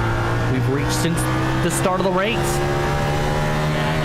I think he's just going to run out of time right here. He is slowly bringing the gap down, but I think he might get up to Brandon Chatley to maybe steal the second spot, but I don't see him being able to run down the leader in 20 laps. It's not without the help of cautions, possibly. He's actually losing time. You can see the separation half a second now between Chatley and Hawley. Almost looks like they've equalized a little bit, as Hawley has been loose on 4. Yeah, and we've seen Hawley struggle a little bit off of turn 4. We certainly have that moment earlier when we lost the track position. He's now recovered.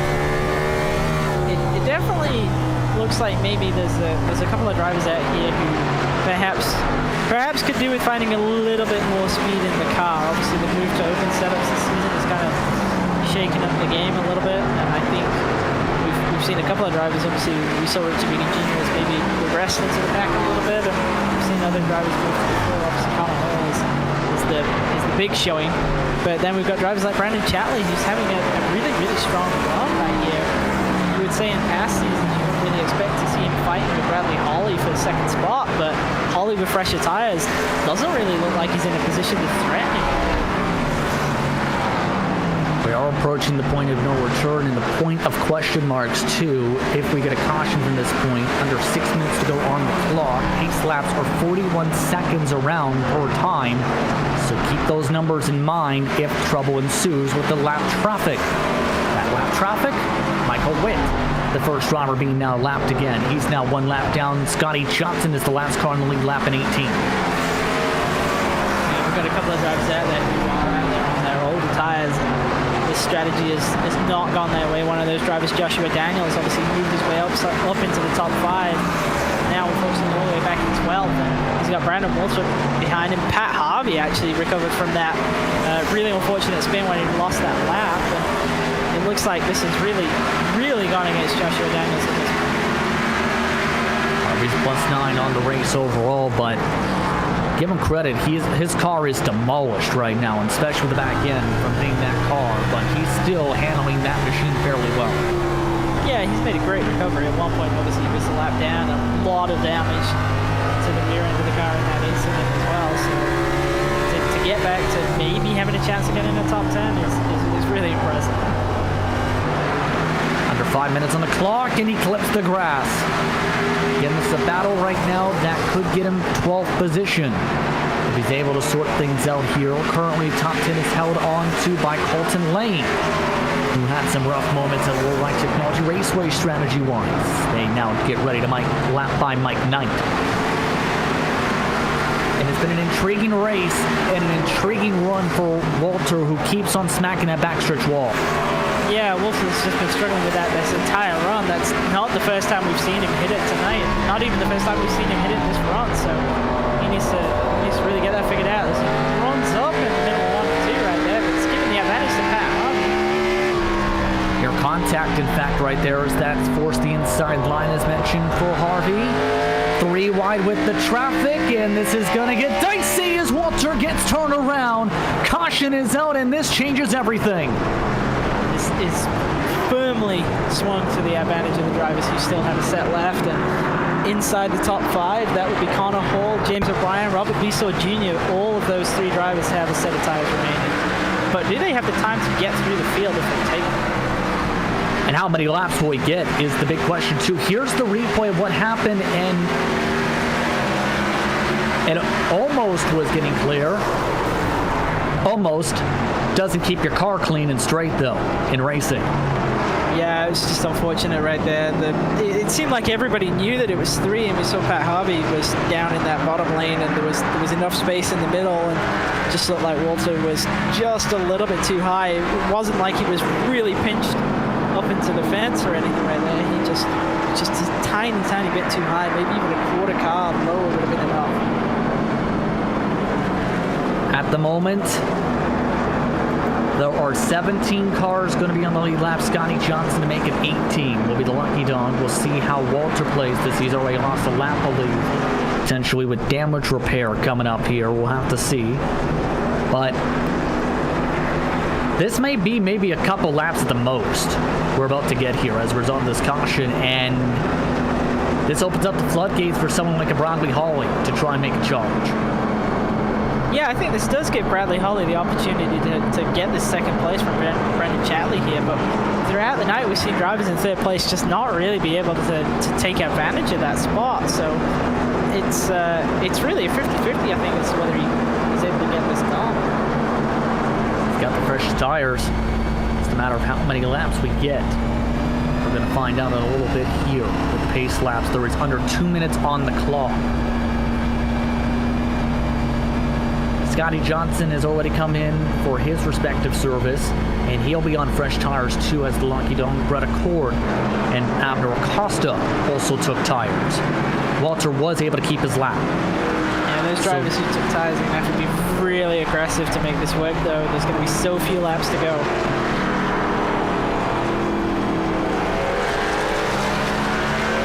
Right now, it's looking like it may be a green-white checkered finish here, Christian. What do you expect from Connor Hall here once the green flag flies? It's going to be tight on the clock. I think it's pretty much locked up for him right now. All he needs to do is get a good pull away, and I think he'll be able to manage that pretty easily. I think the area that's going to be exciting is realistically those drivers who've just taken a set of tires. I think they're going to have to try and make something happen on the very top of the racetrack. They will have a significant advantage. Everybody that's out there has been out there for around about 50 laps of tires. I don't really see Bradley Hawley being able to challenge for the lead for third place. I think it really comes down to if Chatley can get a good restart here to hold on to that second spot. Under 30 seconds are on the clock. Connor Hall, Brendan Chatley, Bradley Hawley, James O'Brien look to see if they can win at North Wilkesboro. Hall off and away. Green flags out, back on her way.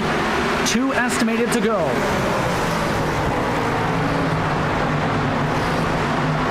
And a great launch for Hall. Hawley keeping it side by side with Chatley. As the clock has now reached 0, now checker flag waves. Connor Hall comes across and leads it by half a second at the strike to win at North Wilkesboro. And Brendan Chatley just held on to that second spot ahead of Bradley Hawley. Got a better run off the. And he is still going just in case here to make sure his win is good to go. And now he can celebrate as he nearly crashes the car. I think he actually did, didn't he? It looked like he got the nose into the inside of the pit wall right there. Yes, indeed. Chatley, meanwhile, just held on by about a couple 100s in the battle for second. Hawley actually got into the door there, we've seen. Yeah, Hawley was pretty aggressive down at the bottom right there. Just able to maintain enough overlap to make Chatley go to the top. And I think that would have swung in favor of Hawley, but Chatley to the top side just able to go just. So the strategy smiles the right way for Chatley and Hawley with some good speed as well. For Connor Hall, he dominates pure speed. He gets to burn it down to North Wilkesboro. Post-race coverage coming up in just a moment. You're watching the Global Sim Racing channel for coverage of the PRL Cup Series.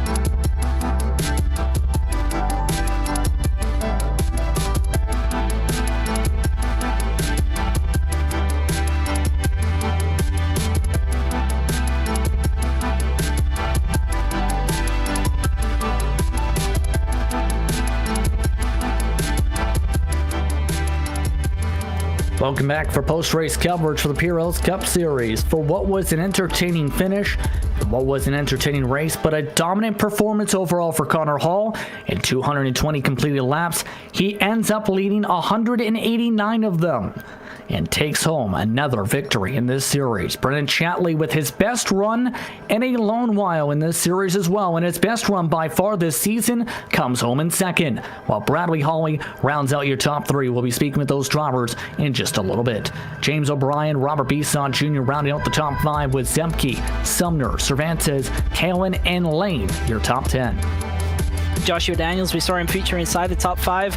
Obviously started back in 22nd, but unfortunately fell back to 11th at the end. Pat Harvey recovered well to finish in 12th, with Doug Evans behind him in 13th. Brandon Walter, driver, we saw numerous contacts with the outside wall on the exit of turn 2, comes home in 14th. Abner Acosta, after an incident, Phil Knight finishes in 15th, with Ken Alond in 16th. Brett Accord and Scotty Johnson round out 17th and 18th, and the last driver on the lead lap, Mike Knight and Michael Witt, round out the top 20.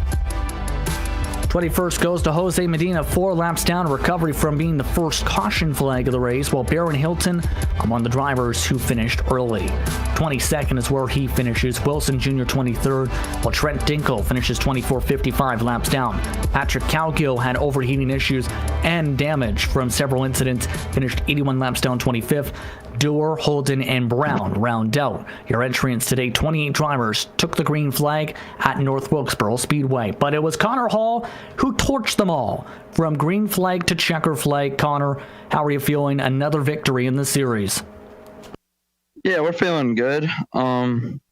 Mainly just happy that my internet could hold on a little bit better than it did last week at Gateway, and from what I understand, I need to work on it a little bit more, but happy to at least get to run the full allotted laps tonight. Let's turn towards the positives, because tonight you're flying, especially on the long runs. What was that preparation like throughout this week to have this pace that we've seen tonight? I was actually down in Florida until yesterday morning. So it was just kind of a 24, 30-hour scramble yesterday and today to try to get enough laps logged. And, North Wilkesboro is kind of an odd place. So, I kind of like my cars loose, but I just had to kind of deal with the discipline of driving a tight car so that you could make it last here. Now, next race is the last of what I'd like to call the Builders Test Works portion of the schedule for official racing this winter, because it's Legacy, Kentucky. Your thoughts going there with the high downforce cars, believe, going to be there? Yeah, I'm looking forward to it. I enjoy the high downforce car. Especially, I just think it promotes really good racing. It promotes, I guess, bothersome type of racing, because everybody's so close due to the aero and stuff, but I do enjoy it. It's more of a chess match in some ways than the low downforce stuff, and I'm just like I said, happy to be able to finish a race again. Who do you want to thank for the run tonight? My crew chief, James Mullins. He had me sweating on that pit strategy, but obviously it paid off, and he's really worked with me week in and week out and helped me, learn a lot with setups and how to drive on the sim. And, just those guys, and, Global Sim Racing for y'all. Y'all do a heck of a job with the broadcast, and Precision Racing League for giving us a place on Sunday nights to race. Congratulations on the victory tonight, Connor. Connor Hall, your race winner tonight, 189 laps led, and the fastest lap by a good 10 plus over the next closest driver. But the underdog story of the night went to Brendan Chatley. In the 59, Car Ramrod is his organization. He's with Christian Challoner. Brendan, that looked like a really strong run tonight. Obviously started in 6th spot, and you kind of maintained there the entire night. But then at the end, did you expect that you were going to be able to hold on to that 2nd spot? I don't know. If the caution didn't come out, I think I was holding Brad at a pretty steady distance there. But once the caution came out, I was like, there's no way I'm holding them off. And I thought we were going to get 2 laps. We only got 1 lap, so that probably helped me out a lot. That being said, though, obviously a really strong run. Like I say, you were featured inside the top 5 basically the whole night. And to be honest, for that first half of the race, you kind of kept such a low profile, just rolling around and clicking off laps, that it was only after that we were like, hey, he's inside the top 5. He's having a really strong run. And obviously, it's a very difficult track, and it's a low downforce package, so it's a real driver's test, and you must be really happy with that, right? That's a really, really strong performance. Yeah, I think I bought the track yesterday, so I got a little bit of practice in yesterday and today. I'm just a big fan of the short tracks in general. I seem to find a groove where I don't make many mistakes, and somehow I usually am able to stay clean in them too. So that helps. And like I said, I'm just with the short tracks. I find that just getting into a rhythm really helps. I was hoping for some longer green flag runs, but it is what it is. Well, it definitely worked out, and obviously looking at the car on screen, he says not really a scrape on it, which for a track like North Wilkesboro was pretty impressive. And next week we go over to the Legacy, Kentucky, so a very bumpy surface, but with the high downforce car in 1.5 miles. How are you kind of looking forward to that track? Because it is 1.5 miles, it is high downforce, but from my perspective, it's actually probably the most difficult 1.5 miles. There's a lot of lift in it. Drives a bit more like a short track. Is that kind of track that you're excited about, or maybe you would prefer if it was another short track? Most definitely prefer if it was another short track, but I guess my 3 wins in the truck series have all been on 1.5 miles somehow, and they're my least favorite. Mostly strategy there, but I can't say that I have a ton of hope for next week running the Cup cars there. I'll just have to try and figure out some strategy and get myself up front again. Well, we wish you all the best, but before we let you go, is there anybody that you'd like to give a shout out to? Yeah, I want to thank Rescue Racing as always. We've raised about $2,500 since the start of 2020. I want to thank Car Ramrod, Charles, and Zemke there, and then Whataback helping with the setups. And, of course, you guys for putting on the amazing broadcast that you guys do. Well, thank you for coming and chatting with us. Congratulations on the second place again, and congratulations on raising so much money, man. That's a great goal for a great cause. Thank you. Again, that's Connor. That was Brendan Chatley, rather, in second position. Bradley Hawley finishes in third. Bradley, how are you feeling about your run tonight, especially using a bit of strategy to have the fresh tires in the front grouping at the end?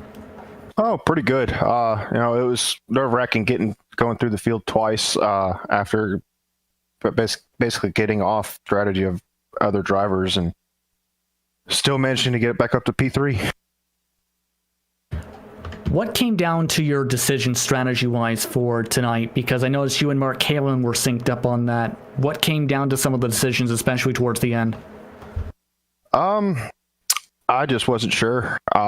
Given how the cautions were flying, I was hesitant about getting in, going in the pits, and then the last time Connor went in, I basically said, I gotta go for it and try to have fresher tires than everybody else. Curious on this thought real quickly as well. How difficult is it to repair a car for a track such as this compared to, say, a Las Vegas or 1.5 miles? Oh, it's definitely a challenge. Trying to figure out entry and exit for the most part. Just with how different Wilkesboro is to all the other cookie cutter tracks, basically, you have to try to find a good medium, and then you have to remember how to drive it. Thoughts on Legacy Kentucky coming up? Should be good. We'll see. I mean, high downforce package. So there's going to be a lot of aero push and all that. So we'll have to figure all that out throughout the week. Who do you want to thank for your run tonight in the 184? I'd like to thank you guys for broadcasting us week in and week out. Whataback guys, Jim's Body Shop for sponsoring the team, and North Star Title. Congratulations on the run tonight. Thank you. Bradley Hawley coming home in third tonight, entered tonight fifth in the point standings. This is his fourth top 5 of the season. Christian, your thoughts on this one, where we've seen Connor Hall dominate, but we also seen some various strategies and some good battles mixed in between, especially towards the top front half of the field. Yeah, I don't think it was too big of a surprise to see the race time out. Obviously, in pre-race, we kind of calculated it out and realized it was going to be pretty tight. So I think that was to be expected. Obviously, it's a very difficult track. We talked about that a lot as well. And I think there was some really good racing out there, and obviously some really good strategy plays. We saw some drivers making some really good calls. Obviously, Brandon Chatley, Bradley Holly able to finish out the race in the top 3, and we saw a couple of drivers where it looked like they'd made some great calls at one point that unfortunately then went against them, such as Joshua Daniels. And I mean, even James O'Brien obviously ran around in second for the vast majority of the race, but ended up coming home in 4th. So yeah, I think it's a real driver's track, and I think for the most part drivers would have enjoyed driving the racetrack in isolation, but obviously racing it is a whole different game. And yeah, it's not easy. Obviously there's other short tracks which race pretty difficult, places like Bristol and whatnot, but I would say this is a very challenging racetrack. And obviously we saw a couple of drivers struggling with getting by people coming off of turn 4. They would get loose and spin to the inside. Saw a lot of drivers obviously lose it on corner entry as well. So I think maybe the challenge doesn't really stop, because Legacy Kentucky is a pretty difficult racetrack, even on the 1.5 mile package. So it'll be interesting to see how everybody goes there. It's going to be interesting, absolutely. We'd like to thank you for tuning in for tonight's exciting action from the virtual North Wilkesboro Speedway. We'd also like to thank Charles Sumner and the rest of the Precision Racing League for organizing this Drawn Series, as well as the title sponsors, SimMSA, along with Butt Kicker and NinjaTrader, for their support of the PRL Cup Series. We'd also like to thank the companies to provide the software and hardware for our broadcast listed on screen. With additional thanks to Jude Lawn, who provides our wonderful music. See the screen for how to get a hold of more of her great work. Thanks as well to the team tonight, and Christian and Sean. If you'd like to find out more about GSRC, including upcoming races, you can find it at globalsimracingchannel.com. If you'd like to help support the channel, you can check our merchandise for sale at gsrc.storenvy.com, or check our social media on Twitter at GSR Channel, Facebook at Global Sim Racing Channel, and Instagram at GSRC_Graham. Don't forget to head over to YouTube page and hit that big red subscribe button, as well as the notification bell, so you don't miss a moment here at the Global Sim Racing Channel. The next race, as talked about, is at Legacy, Kentucky, to close out the fantasy/legacy rotation for this season's campaign. Be sure to tune in. That's on February the 7th. Coverage starts at approximately 8:20 p.m. Eastern Time. We'll have upcoming races for other series listed on screen, so be sure to check those out and mark them down your calendar. Until next time, race clean, race hard, and we'll see you on the track.